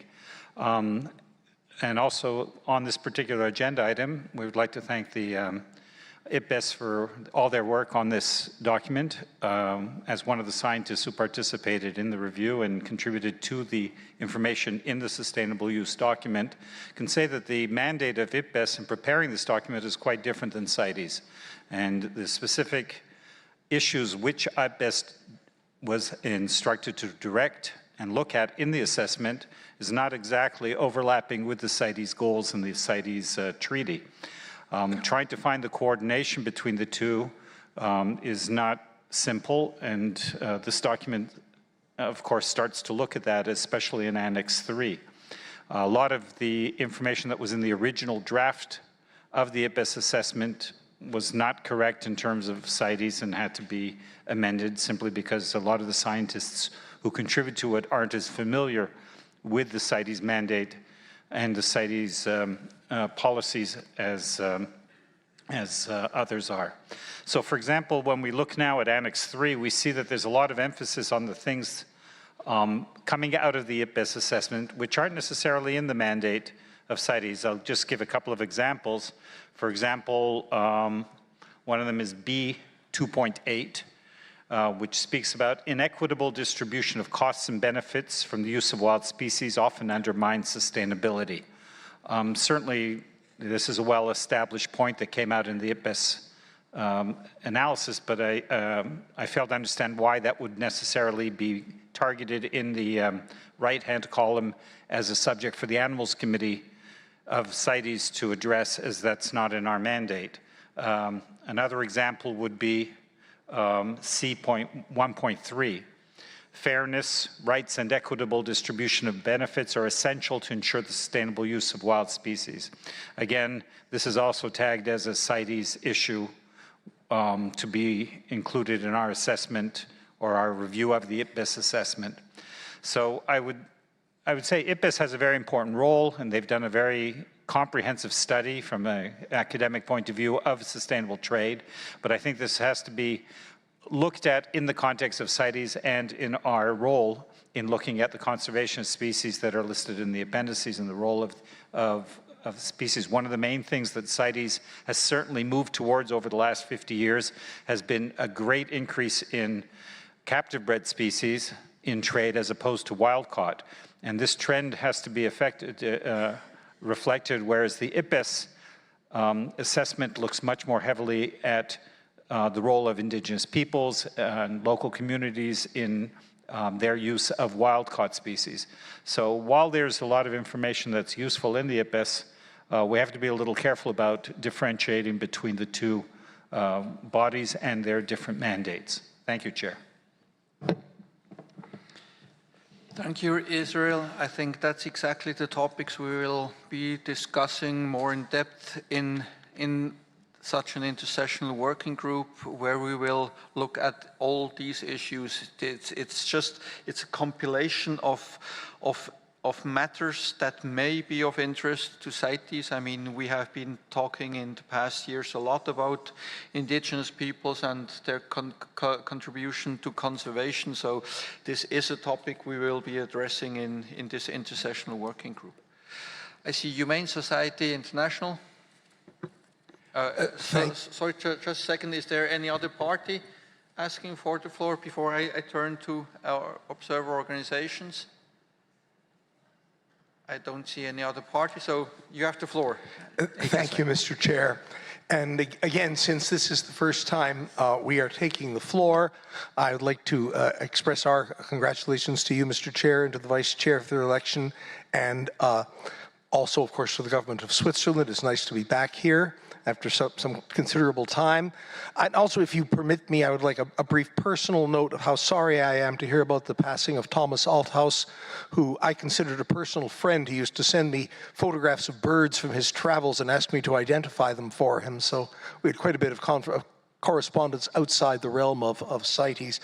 I'm making this intervention on behalf of, in addition to ourselves, Born Free Foundation, Animal Welfare Institute, Pro-Wildlife and Species Survival Network. We support the comments made by the delegate from Israel, as well as some of the other delegates, that there is a difference between what IPBES was looking at and what CITES deals with, and we feel that CITES needs to focus on its own core mandate in judging how to make use of the information in the IPBES report. We suggest this should be limited to issues relevant to achieving CITES' particular goals, which is protecting species from overexploitation, and within the mandate of the convention. And we feel that the terms of reference should be adjusted to reflect that and to reflect the need to concentrate on the scientific aspects of the report. I was one of the reviewers of the report, as the delegate from Israel was, and in fact I submitted a very large number of comments, including correction of factual errors and overlooked references. Between the first and the second draft in Chapter 4, a great deal of the earlier part of the chapter on CITES was corrected and modified, and I think was much improved. However, there was some 80 pages at the end of Chapter 4 which don't appear to have been altered one comma based on reviewers' comments. As a result, it's a little difficult to judge how accurate the report, the final report, is. And I would note that a couple of years ago, IPBES promised that they would publish not only the report and the chapters, but all comments received. In fact, that promise was repeated, I believe, at last year's Standing Committee meeting, which we were told they would probably be available by October. However, those comments have still not appeared on the IPBES website. They do not appear to be available. I think that they are should be, I expect, very important to take into consideration how we judge the material in the report.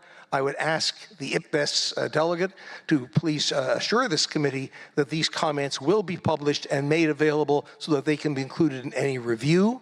And I would again express our desire to participate in the working group. Thank you, Mr. Chairman. Thank you, HSI.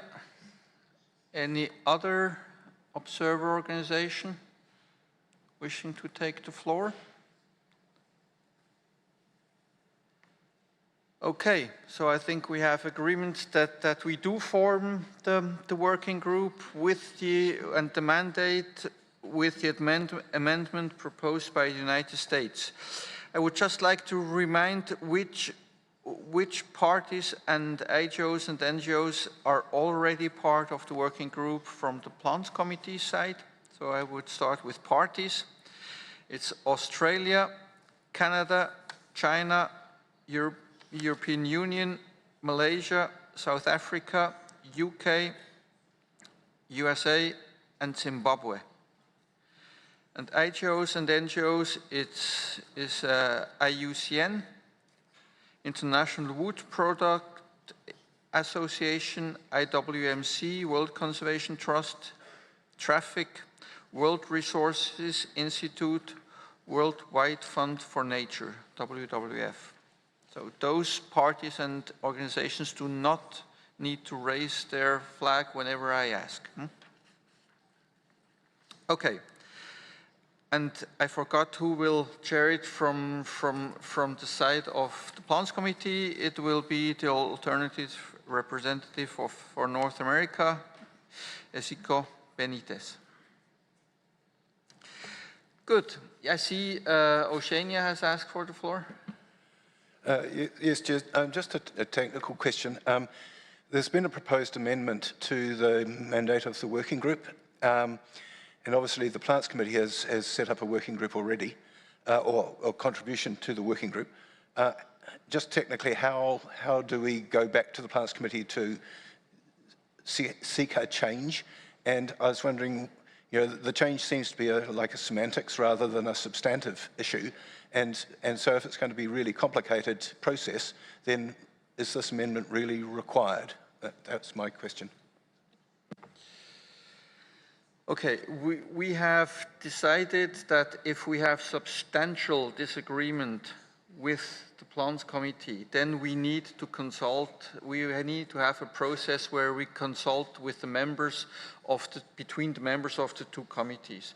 But I think here this is not a substantial change. I don't think we need to go through a complicated process and prolong the wait until the working group can start its work. So I think we can have that change without needing to consult very much with the Plants Committee. Am I formally correct? Yeah, I think so. Yeah. Okay, good. So with this, I would then ask for parties who wish, yes, members of the committee who wish to participate in the working group first. So please raise your flag if you want to participate in the working group.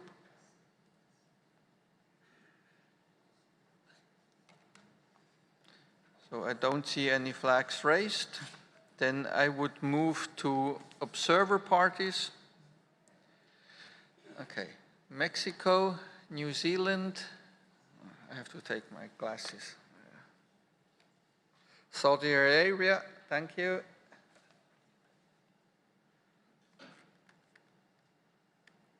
Peru, Argentina, Japan, Indonesia, India,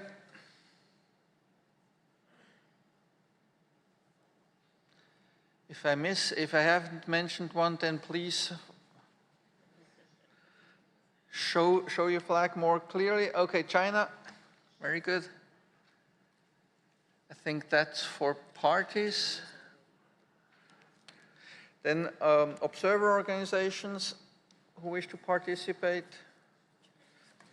Okay, Conservation Force, FAO, Provide Life, International Council for Game and Wildlife Conservation, Wildlife Conservation Society, Safari Club International, Save Our Seas Foundation, German Society of Herpetology, Animal Welfare Institute, Humane Society International, Association of Midwestern State Fish and Wildlife Agencies, Species Survival Network, I see a problem coming, Indonesian Coral, Shell and Ornamental Fish Association. Oh, that's really small. Can you please say the name of your organization? Thank you, Chair. Suko SA, Sustainable Use Coalition of Southern Africa. Okay.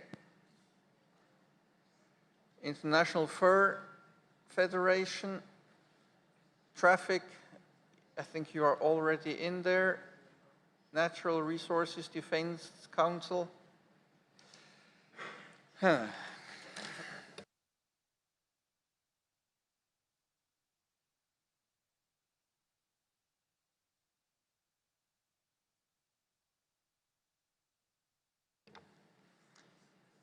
Provision Reef. Okay.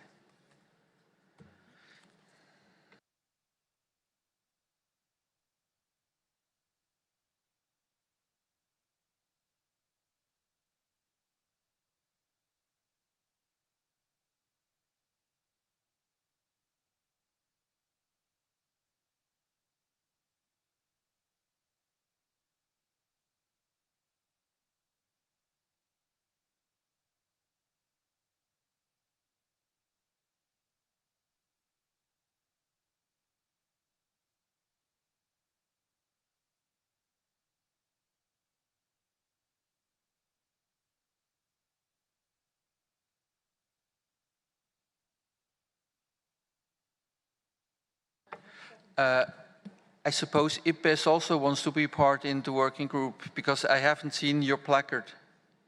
Okay, good.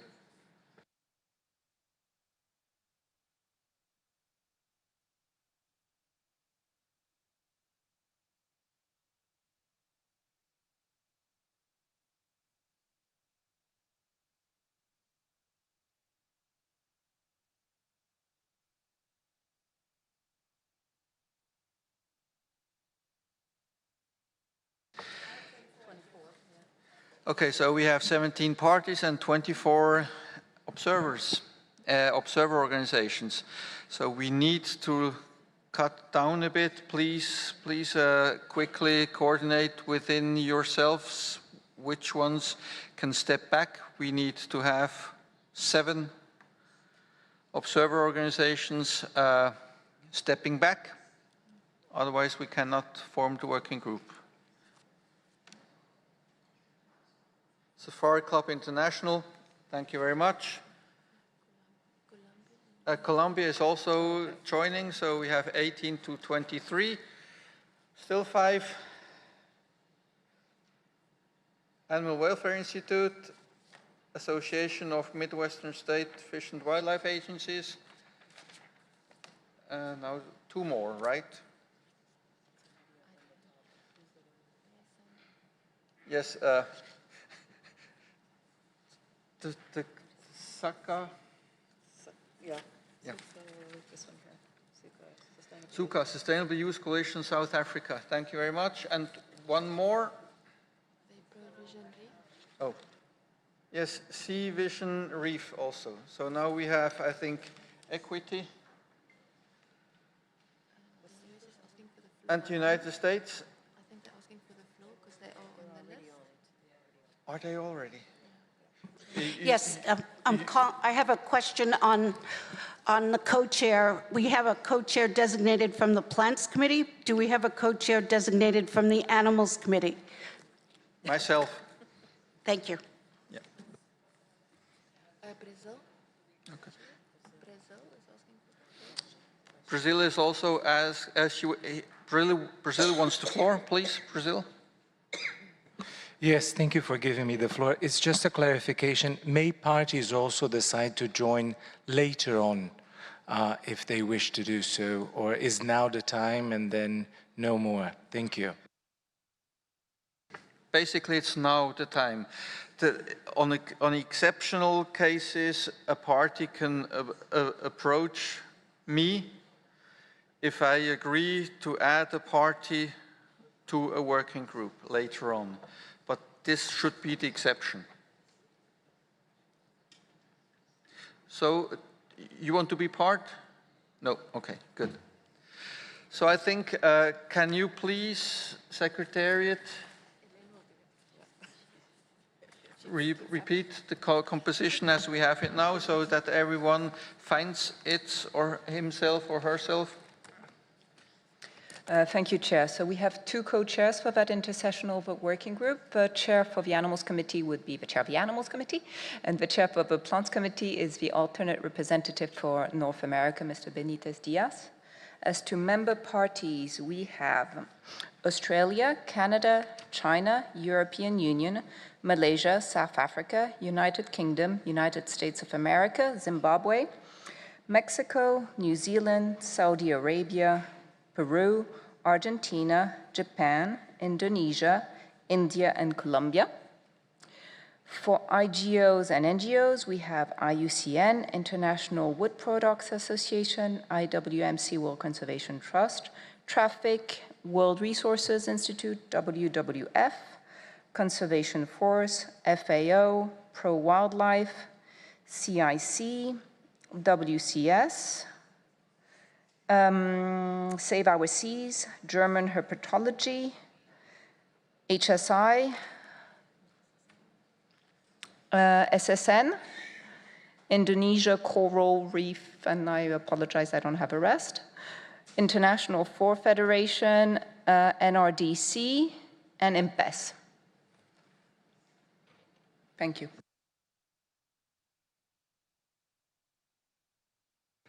Thank you for this. I just have seen that from the Animals Committee, we have 2 people who are leads on this topic. It's also Daniel Ramadori. So if Daniel would want to also join and co-lead, then you would of course be welcome. Good. Okay. Very good. Okay, so we have the composition and the terms of reference. I will read them out so that it is clear to everyone. The Intersessional Working Group on IPBES Assessment Report on the Sustainable Use of Wild Species will work through electronic means to review the scientific aspects of the thematic assessment of the sustainable use of wild species of the Intergovernmental Science Policy Platform on Biodiversity and Ecosystem Services, IPBES, relevant to CITES implementation, as highlighted in the annexes to document PC26, Doc 12, AC 32, Doc 12, and other aspects as agreed by the working group. They identify aspects relevant to CITES implementation that are not adequately covered in existing resolutions and decisions and may require further consideration by the Animals and Plants Committees or the Standing Committee. 3.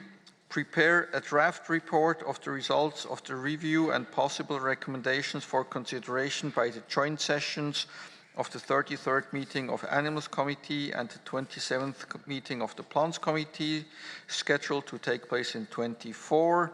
And 4, prepare a document for consideration of the Animals and Plants Committees containing the outcome of the review and recommendations to be submitted for consideration by the 78th meeting of the Standing Committee.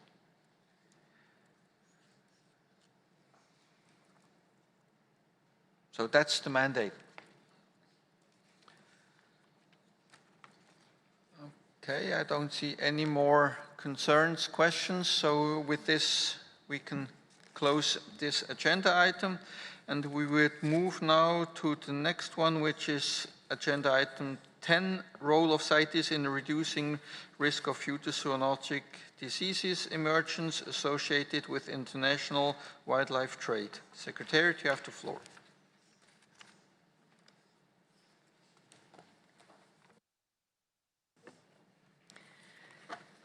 Thank you, Chair. Document PC26 Doc 10/AC32 Doc 10, prepared by the Secretariat, provides information relating to the implementation of decisions 19.15 to 19.19 on the role of CITES in reducing risk of future zoonotic disease emergence associated with international wildlife trade. In response to the notification published as directed in Decision 19.15, Paragraph A, the Secretariat received information from 19 parties. The responses are available in Annex 2 to the document. Key aspects relating to measures implemented by parties to prevent and mitigate the risk of pathogen spillover and transmission from wildlife trade and associated supply chains are highlighted in Paragraph 4 of the document. The Secretariat is in the process of developing a dedicated web page on the CITES website to make information available to parties as required in Paragraph A of Decision 19.15. With regards to the implementation of Paragraph B of the decision, the Secretariat and the World Organization for Animal Health prepared the draft Memorandum of Understanding contained in Annex 3A of the document. This draft MOU updates the existing cooperation agreement signed in 2015 and provides for collaboration on matters of common interest, such as animal health and welfare standards and guidelines for safe, legal, international trade and transport of wild animals. Annex 3B contains the joint program of work developed by the Secretariats. In line with Paragraph C of Decision 19.15, the Secretariat reached out to the Convention on Migratory Species to obtain information relating to the activities implemented by the Secretariat and parties to CMS relating to this area of work. The summary report provided by CMS is attached as Annex 4 and key activities are highlighted in Paragraph 9 of the document. Opportunities for practical collaboration, taking into consideration the information provided by several organizations, as well as the United Nations Environment Programme, are highlighted in the document, and the detailed responses received from organizations are contained in Annex 5 of the document. The Secretariat also reflects on the consideration of a CITES advisory body. In this regard, the Secretariat notes that institutional arrangements and structures at the national level that facilitates collaboration between relevant organizations and authorities seems to provide the platform needed to ensure a coherent response to address the risk of zoonotic disease emergence associated with international trade. The Standing Committee already established an intersessional working group on this matter at its 76th meeting, and this intersessional working group is co-chaired by Israel and Singapore. The Animals Committee could nominate representatives to participate in this intersessional working group. At its 26th meeting, the Plants Committee agreed to nominate the representative from Asia, Ms. Zeng, to participate in the Standing Committee intersessional working group, and no further recommendations were made. The Animals Committee is invited to consider the recommendations in paragraph 14 of the document. This includes providing comments and proposed amendments to the draft MOU and joint program of work with the World Organization of Animal Health contained in Annexes 3A and 3B as appropriate. Consider nominating the representatives to participate in the Standing Committee's intersessional working group, and to review the information provided by the parties, organizations, and the United Nations Environment Programme, and prepare recommendations for consideration by the Standing Committee, and a number of aspects are mentioned in there. Thank you, Chair. Thank you, Secretariat. You have heard what we are asked to do, so I open the floor for comments on these matters for members of and alternates of the Animals Committee. I see North America. You have the floor. Thank you, Chair. On behalf of the North American region, we thank the Secretariat for its tremendous work in compiling this document. In Decision 19.16, the Animals Committee is tasked with preparing recommendations for effective and practical solutions for reducing pathogen spillover risk in wildlife supply chain. Because these require thoughtful and technical inputs, we think further discussions are needed intersessionally. We encourage the Animals Committee to consider establishing an intersessional working group.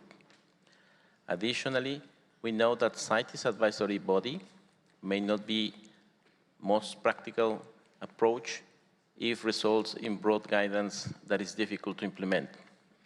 The AC may wish to consider a more focused strategy that hones in on taxa-specific risk mitigation. We also have one comment on the MOU with WOAH. We think that the MOU will ideally draw on wildlife health expertise in the CITES authorities and not solely on the Secretariat. We would like to understand more from the Secretariat about how party feedback will be incorporated into the technical activities under the MOU, such as for the high-level guidance being developed. A mechanism is needed for parties to offer input. This could occur through consultations with the Animals Committee on products resulting from the MOU. And on a different note, we support nominating representatives from the AC and PC to the Standing Committee Intersessional Working Group, and we suggest that representatives should reflect geographic and regional diversity. Thank you, Chair. Thank you, North America. So did I understand correctly, you are proposing an in-session or an intersessional working group from the Animals Committee? Intersessional. Okay, intersessional. Good.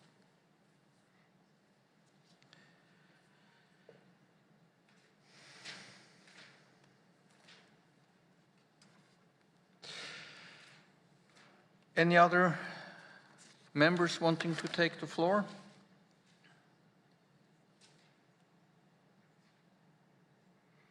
I don't see any, so I go over to observer parties. I see Mexico. Mexico, you have the floor. Gracias, señor. Thank you, Chair. In line with the statement from the North American representative, we agree that representatives of the Animals Committee should be designated to take part in the intersessional working group of the Standing Committee, ensuring that we have regional balance, and considering that the Plants Committee has already nominated representatives from Asia and North America.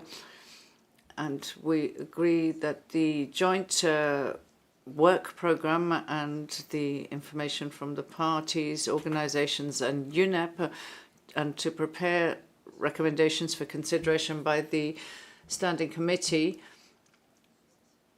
we would be interested in working in that. We also think that we should take into account the following, in line with the elements highlighted by the Secretariat and what we heard from Mexico at the Plants Committee, PC 26. We do not consider it necessary to set up a consultative body on the subject within CITES, since there are already existing structures and cooperative processes which give the necessary platform to cover these subjects. On the MOU, we suggested 2 amendments. First of all, to incorporate the concept of traceability, which is essential in health matters, under Article 2, so that in the first paragraph we read legal international trade, which is safe and traceable. And secondly, in Article 8, paragraph 4, to include the words in writing, so that it says any party may use the MOU by notifying in writing. When it comes to the program of work on health and wildlife trade, there is a mention of CITES permits. We don't think it's necessary to have a modification to incorporate health matters in CITES permits, because that would go one more thing, which would go beyond the scope of the convention. CITES convention already says that it does not necessarily cover other administrative and health matters. And when it comes to communication, in the column on details of collaboration, we suggest that the participation would be through its secretariat for WHOA. And in all the document, the references to WOAH,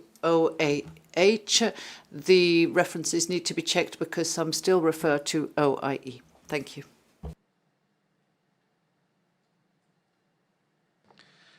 Thank you, Mexico. Any other party observer asking for the floor? I see Israel, and then United States. Israel, you have the floor. Thank you, Chair, and thank you for bringing this to the Animals Committee. This was in the decision directed by the COP. As you mentioned earlier, myself and the representative from Singapore are the chairs of the Standing Committee Working Group, and what our mandate is to listen to and take comments and recommendations from the Animals Committee and the Plants Committee into consideration. I think Plants Committee already dealt with it, and I don't think it's much of a Plants Committee issue, so that was easy. But Animals Committee, I think, has an important role here as the experts, scientific experts on international trade in the species.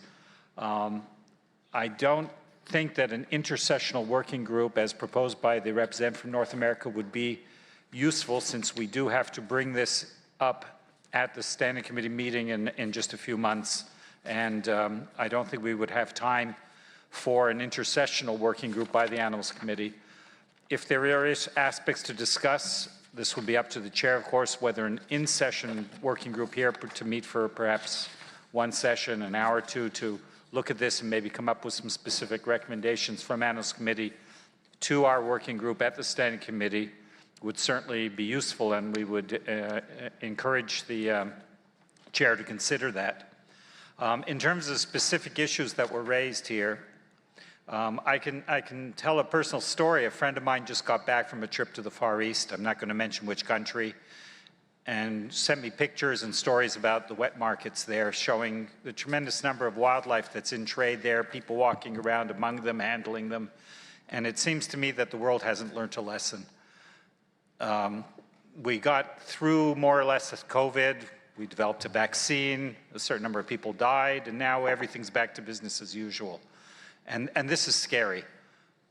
Because I think a lot of the things that are going to come out of all these discussions with WHO and with WOH and CITES and World Health and all these are going to be, yeah, well, if it comes up again, we'll deal with it.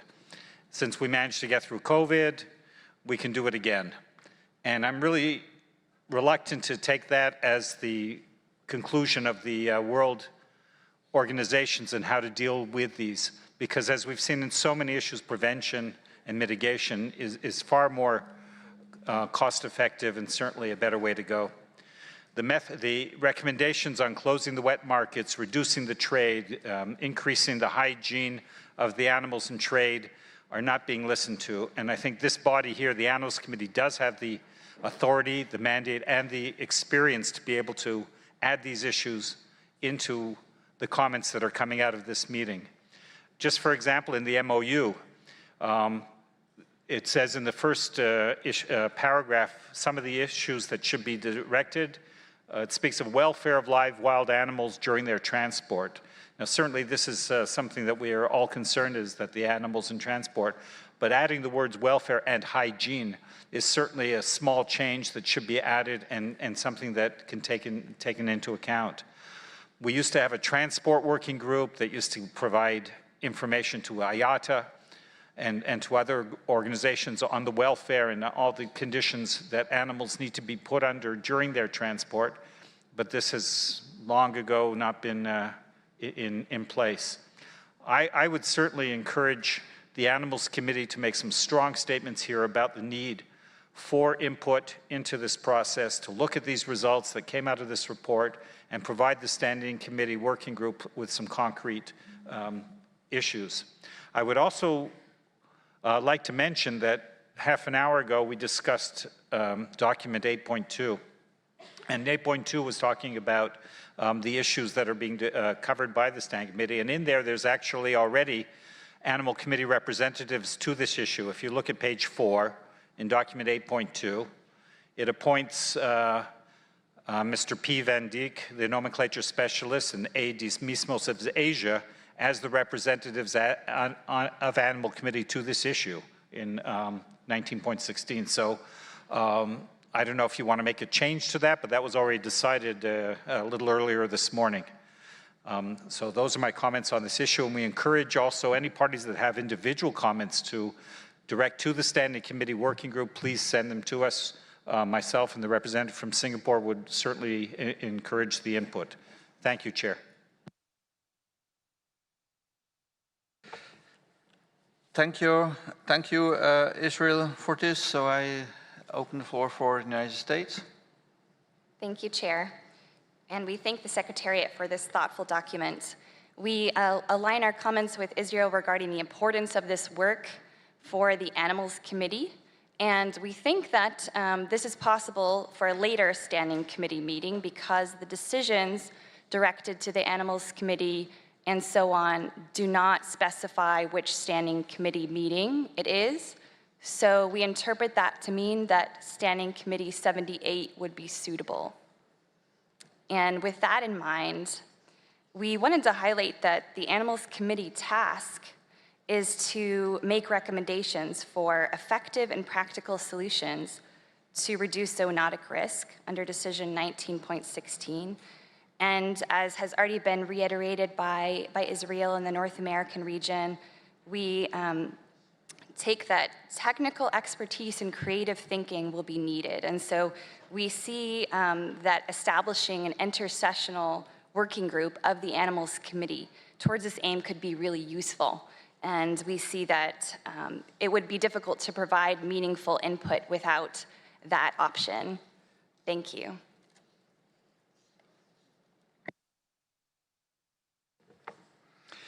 Thank you, United States.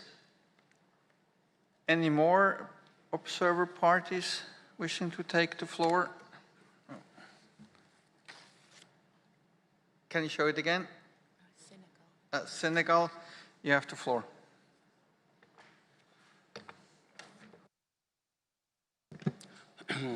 Merci beaucoup. Thank you very much, Mr. Chairman. I'm speaking as a party to the convention, but also as an alternate member for the Africa region.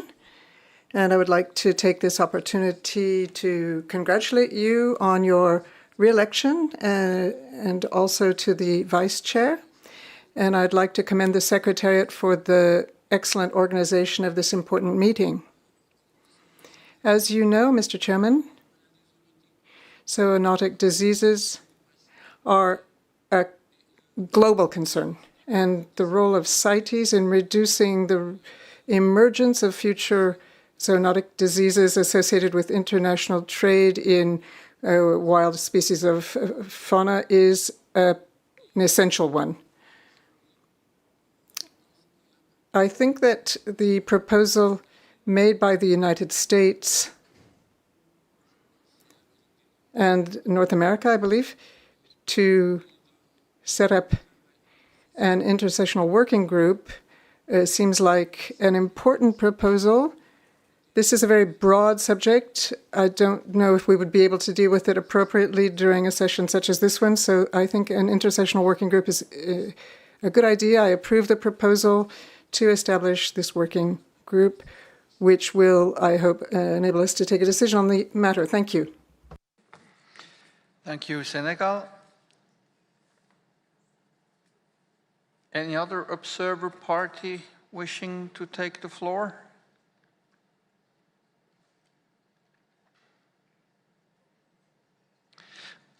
I don't see any. I see you. Brazil has asked for the floor. Brazil, you have the floor.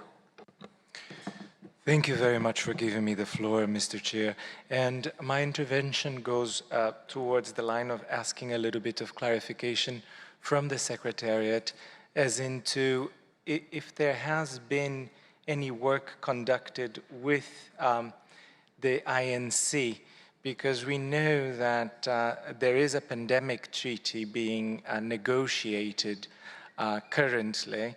And it seems to me that it would make sense for CITES to at least be in contact with that committee. Thank you very much for giving me the floor. Thank you, Brazil. Can I give the floor? No.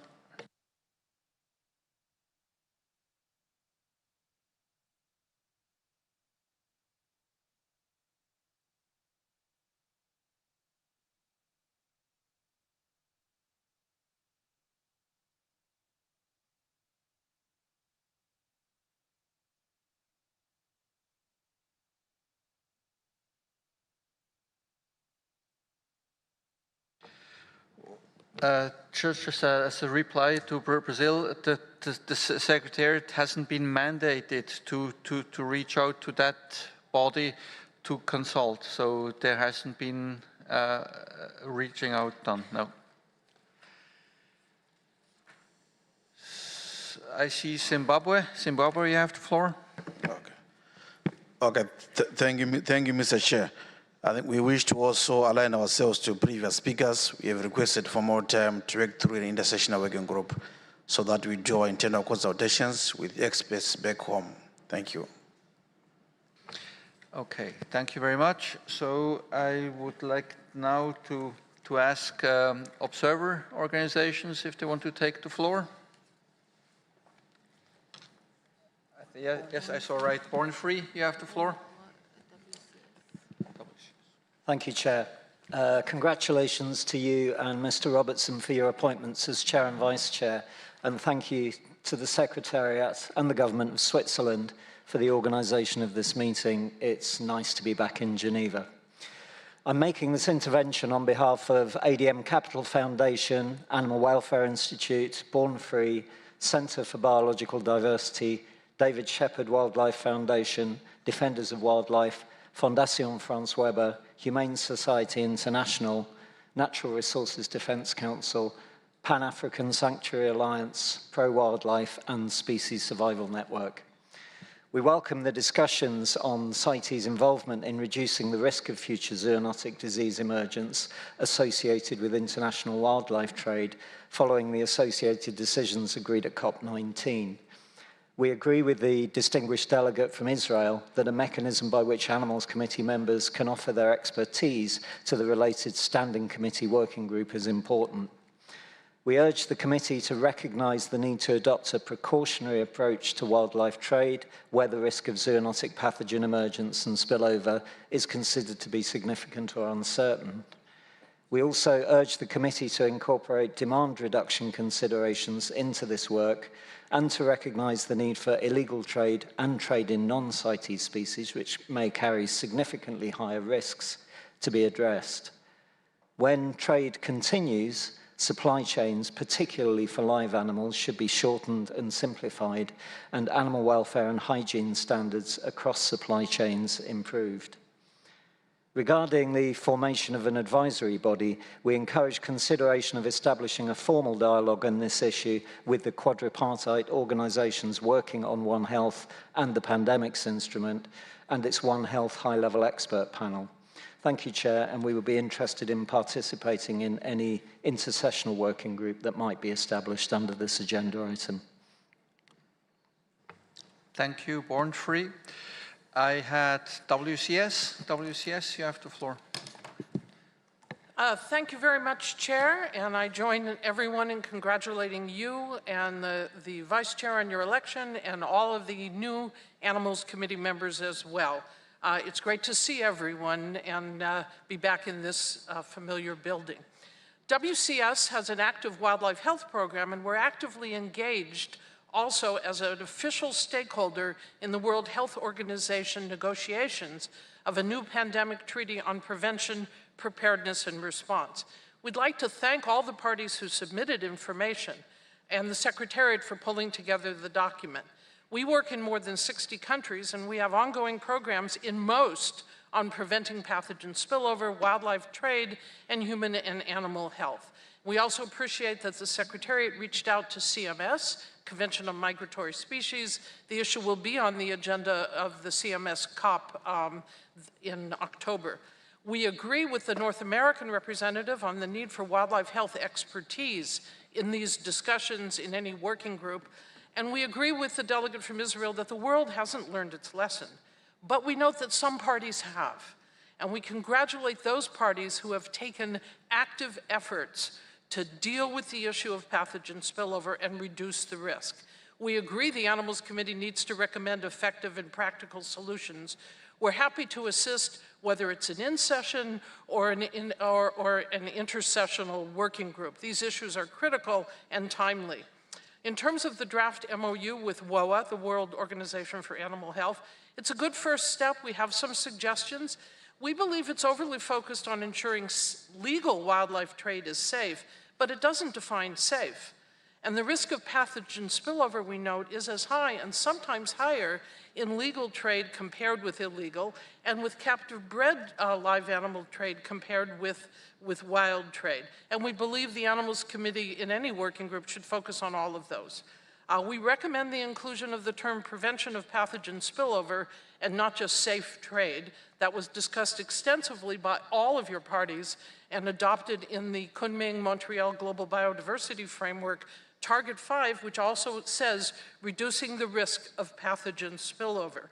We note the draft MOU speaks of sharing information at meetings with the CITES Secretariat. We recommend it specify as well the chairs of the CITES Standing Committee and Animals Committee and more engagement of parties. The core of this work is with those with expertise on wildlife health at the national level. We do not object to a CITES advisory body, of course. We're concerned it may create bureaucracy and potentially undermining meaningful action by parties at the national level. And again, we encourage the Animals Committee and parties to work to help ensure that this discussion focus on reducing the risk of pathogen spillover, including When needed, closure of and restrictions on trade and markets in live wildlife. And again, we highlight the negotiations that are ongoing through the INB of the World Health Organization. We obviously volunteer to be on any working group that is established. Thank you very much. Thank you, WCS. I had an organization, I don't... Okay, CIC, please. Thank you, Chair. The CIC and its partner organizations recognize that the One Health is a critical importance, but we would like to caution the Animals Committee that the CITES or any CITES resolution and decision that is made or taken should fall within the mandate of CITES and align with the aim of the Convention. The CIC welcomes the renewal of the Memorandum of Understanding outlined in Annex 3A of AC 32 Doc 10 and recognizes the obvious overlaps in the operating scopes of both CITES and WUA. However, we are quite puzzled by the several elements of the joint work program as per Annex 3B of the same document. It is unclear how the inclusion of the health aspects of the CITES permitting processes fits into the mandate of the Convention, as described under the Key Area 1, Wildlife Health and Trade, or CITES permits. A significant amount of countries might struggle to attain means to incorporate above-mentioned health aspects into the permitting processes, thereby posing more barriers to sustainable and legal trade. As the veterinary checks are already in place, it should not put additional responsibility on either CITES, whose resources are rather limited, or on the parties, but rather any gaps that may exist in the veterinary should be reviewed and refined, which would then inform the CITES Convention. To close, Chair, it is rightly covered in the document, paragraph 4D, that the key aspect of this disease risk prevention is early detection, surveillance, and timely responses. Therefore, it is important not to forget the stakeholders and people on ground who are real assets when it comes to monitoring and surveying. And they should be involved in capacity building actions and refine the mechanisms behind veterinary checks, and should be frequently consulted regarding the matter. And to finally close, the CIC would like to join any working group that is being created during the process. Thank you. Thank you. CIC.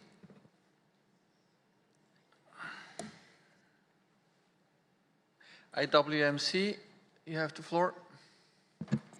Thank you very much, Mr. Chair. First of all, since it's the first time that we're taking the floor, congratulations also from our side on your nomination. We want to mirror what the CIC has said concerning the mandate of CITES, and we wonder whether anything related to the health approach is actually within the mandate of the Convention. Beyond that, it is also a matter of the zoonotic disease potential that the species carry.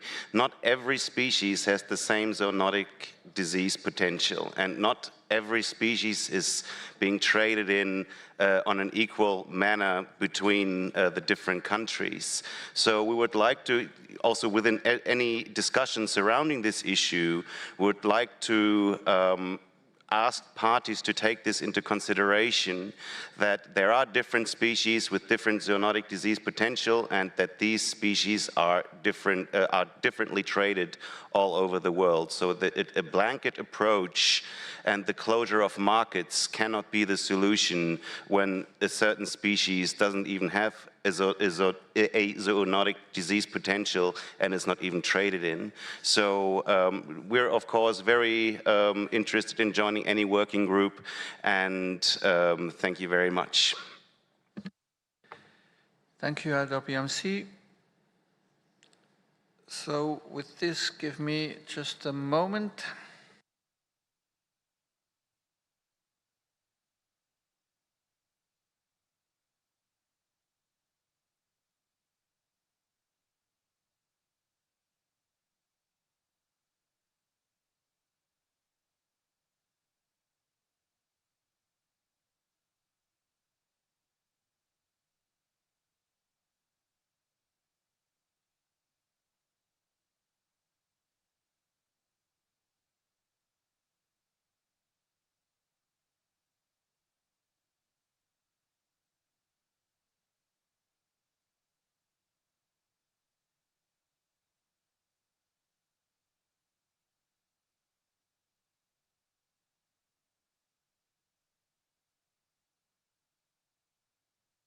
Okay, so from all the comments, I think what comes out is we will form an intersessional working group,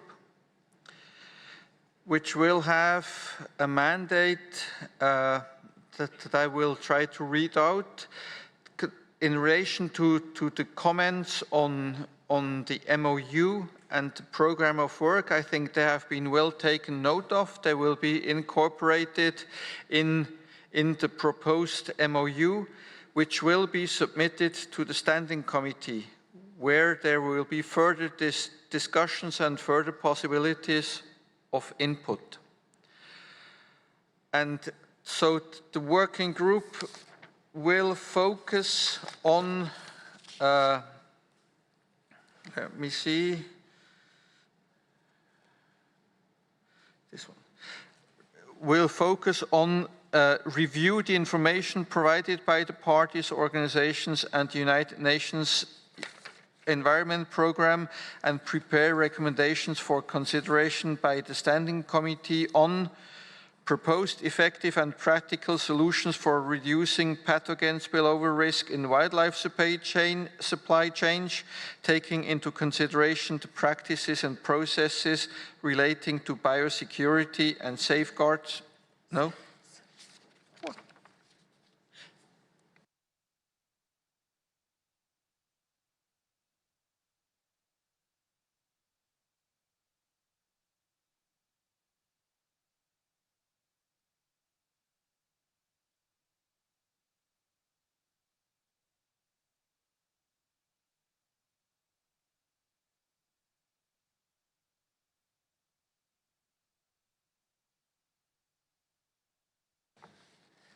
I had the Plans Committee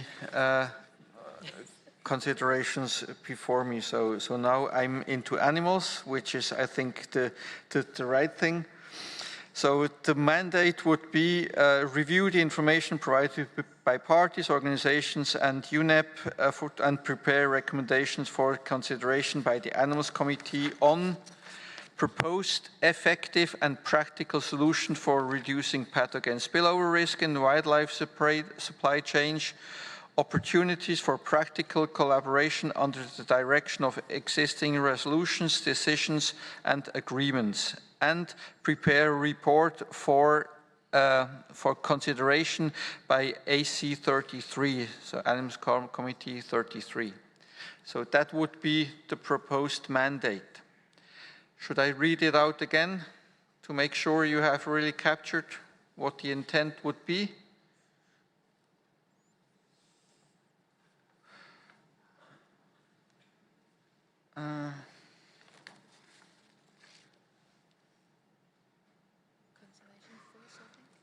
Conservation force?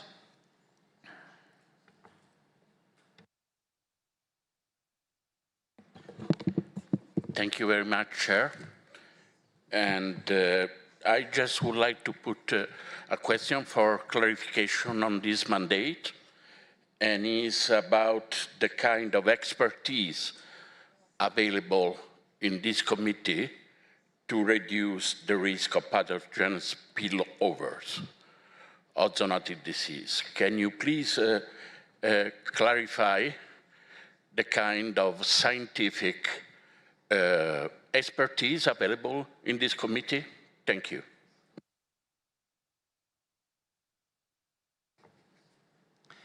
You're giving me a very daunting task.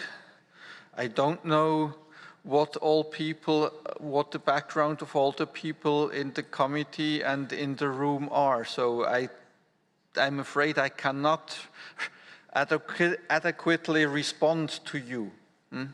So I think this is an impossible task. I suppose that there are quite a lot of people who have a lot of experience in wildlife trade along the whole trade chain, which is quite essential to respond to these questions. So, yeah.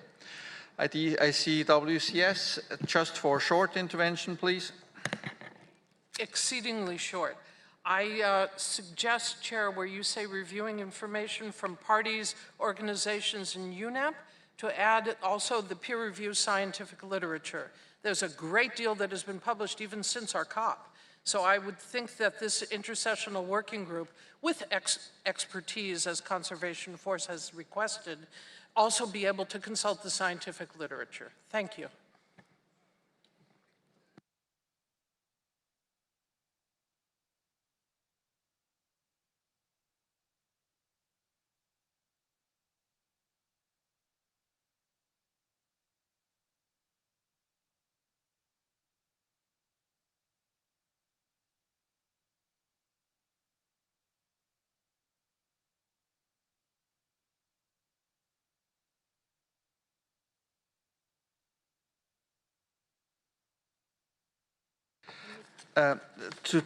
To respond to WCS, I think in the responses that we have been getting that are part of the document itself, there is already a large range of scientific literature cited, and I think that it's already there.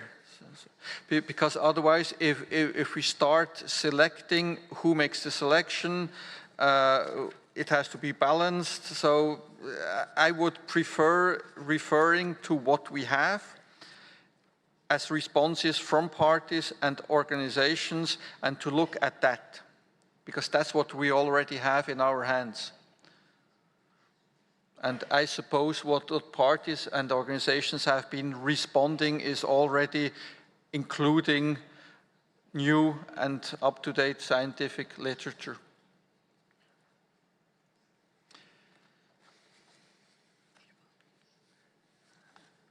Yes, nomenclature specialist.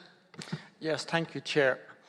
Seeing that you are establishing an intersessional working group of the Animals Committee and mindful that the Plants Committee established or seconded or delegated some of its members to the Standing Committee working group, would it be appropriate for the chair or co-chair of this particular Animals Committee intersessional working group to also be involved in the Standing Committee? Can we get a proper mandate for that, please? I think we can now decide that the chairs, that the leads on this issue, they will chair the intersessional working group and they will represent the Animals Committee in the Standing Committee working group.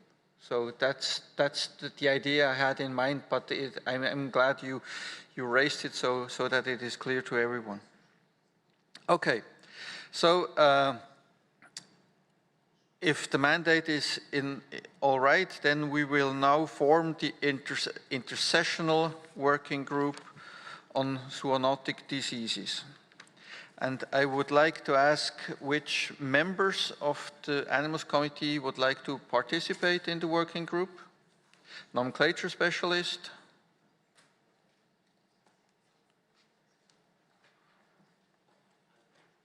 North America. What will the alternate from North America? Okay, that's okay, yeah. Thank you. Then I would go over to observer parties who would like to be part of this working group. I see Malaysia. Now I have to take the glasses. So. South Africa. Senegal. Can you turn the placard, please? Can you turn it around that I can read it? No, can you turn it around that I can read it? No, not you. The one besides you. Senegal, okay. Oui, je voudrais... Yes, I'd like to just specify something. I registered as the alternate for Africa. Okay, yes, it's good. The alternate of Africa, then Saudi Arabia, Zimbabwe, Namibia, United States, Tanzania, Colombia, UK, China, Canada,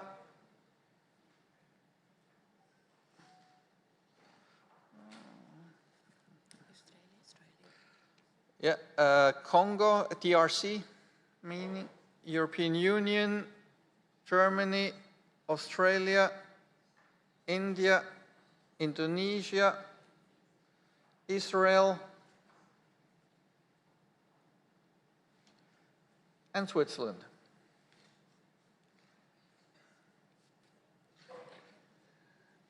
And Singapore, of course. Did I miss any party?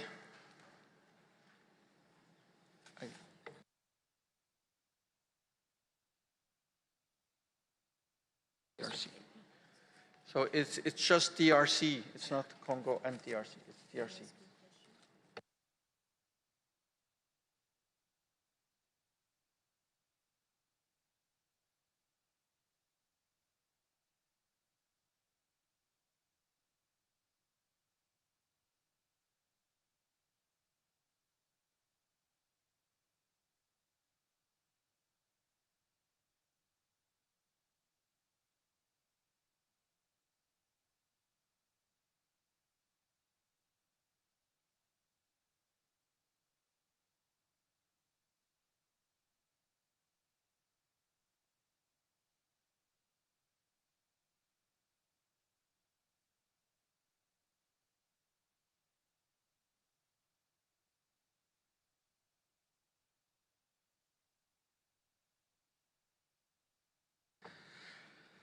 So now observer organizations who would like to join. Defenders of Wildlife, Parrot Breeders Association of Southern Africa, UNEP WCMC, Dallas Safari Club, FAO, Pro-Wildlife, European Animal Research Association, International Council for Game and Wildlife Conservation, Wildlife, WCS, WWF, IUCN, European Pet Organization, San Diego Zoo Wildlife Alliance, Fondation Franz Weber, Zoological Society of London, German Society of Herpetology, Animal Welfare Institute, HSI, South African Taxidermy and Tannery Association, Association of Midwestern State Fish and Wildlife Agencies, Organization of Professional Aviculturists, Pet Advocacy Network, SUCO, IFO,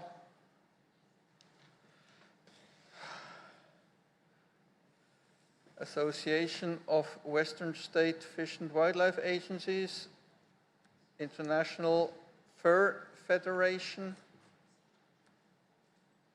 IWCMC. You could turn the placard the next time. Perfect. Association of Zoos and Aquariums, Traffic. National Association for Biomedical Research, Born Free, Natural Resources Defense Council, Center for Biological Diversity, and we probably have a problem again. Argentina, Peru. Okay, let's make the count.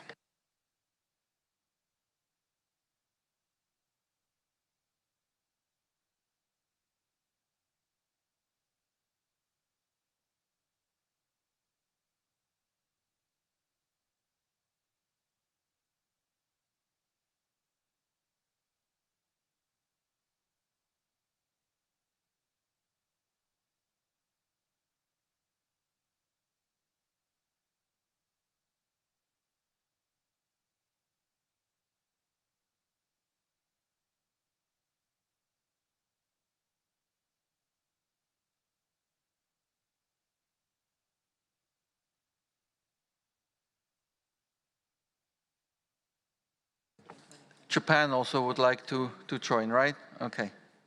So one more party.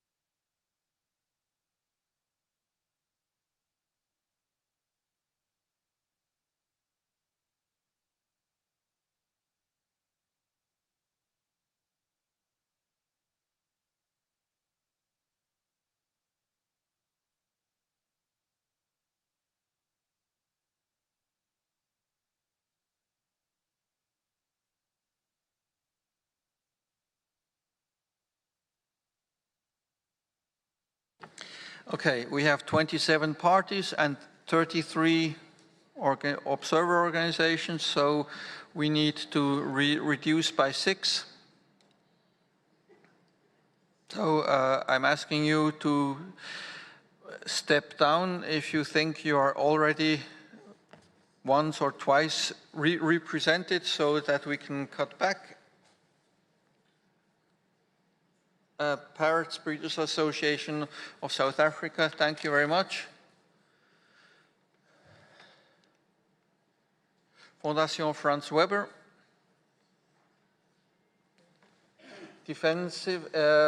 Natural Defenses Council, Natural Resources Defense Council. 3 more.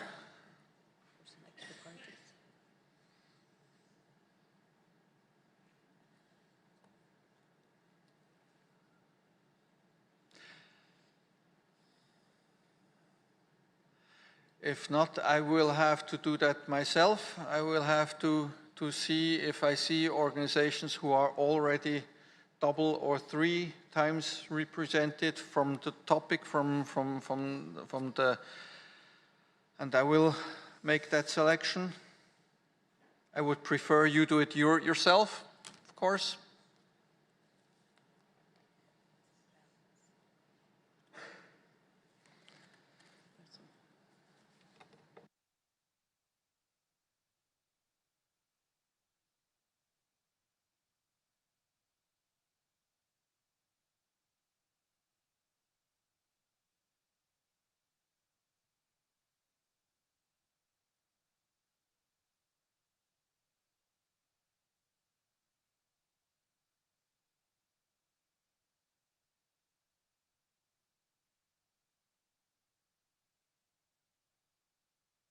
We do have 2 organizations from the United States, regional wildlife management organizations. Could they decide which one of them will be representing their organizations, so that we can? Okay, so it will be the Association of Western State will step down, okay. Or represent. Represent, please. What was that? Okay.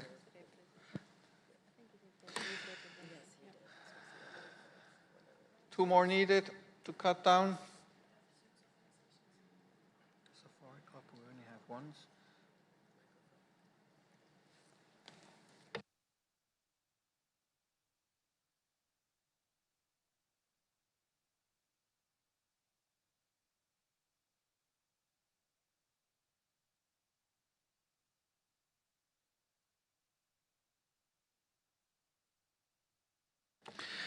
We have the Zoo organization, we have San Diego Zoo International, and we have the ISA.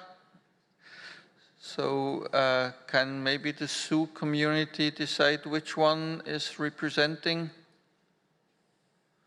the topic? Yes, okay. Thank you very much. So can you tell us who that was?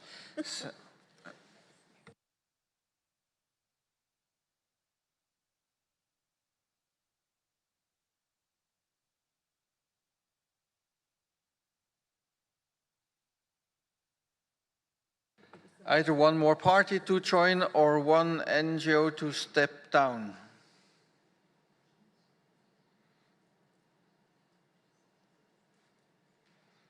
Volunteers?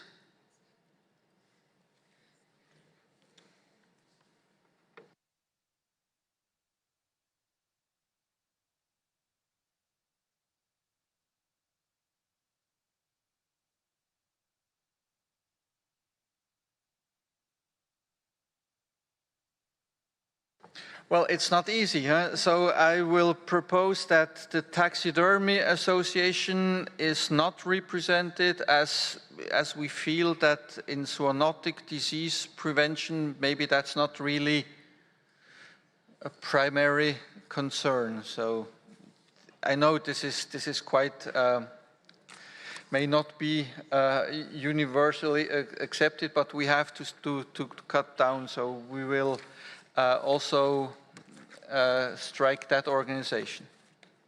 Sorry about that.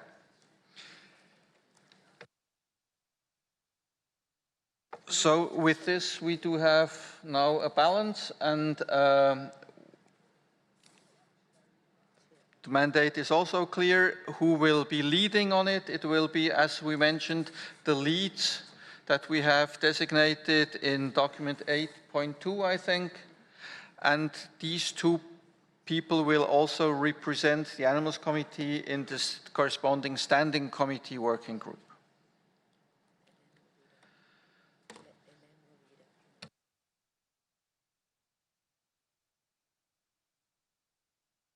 Okay, so can I ask the Secretary to read out the final membership, if that's possible?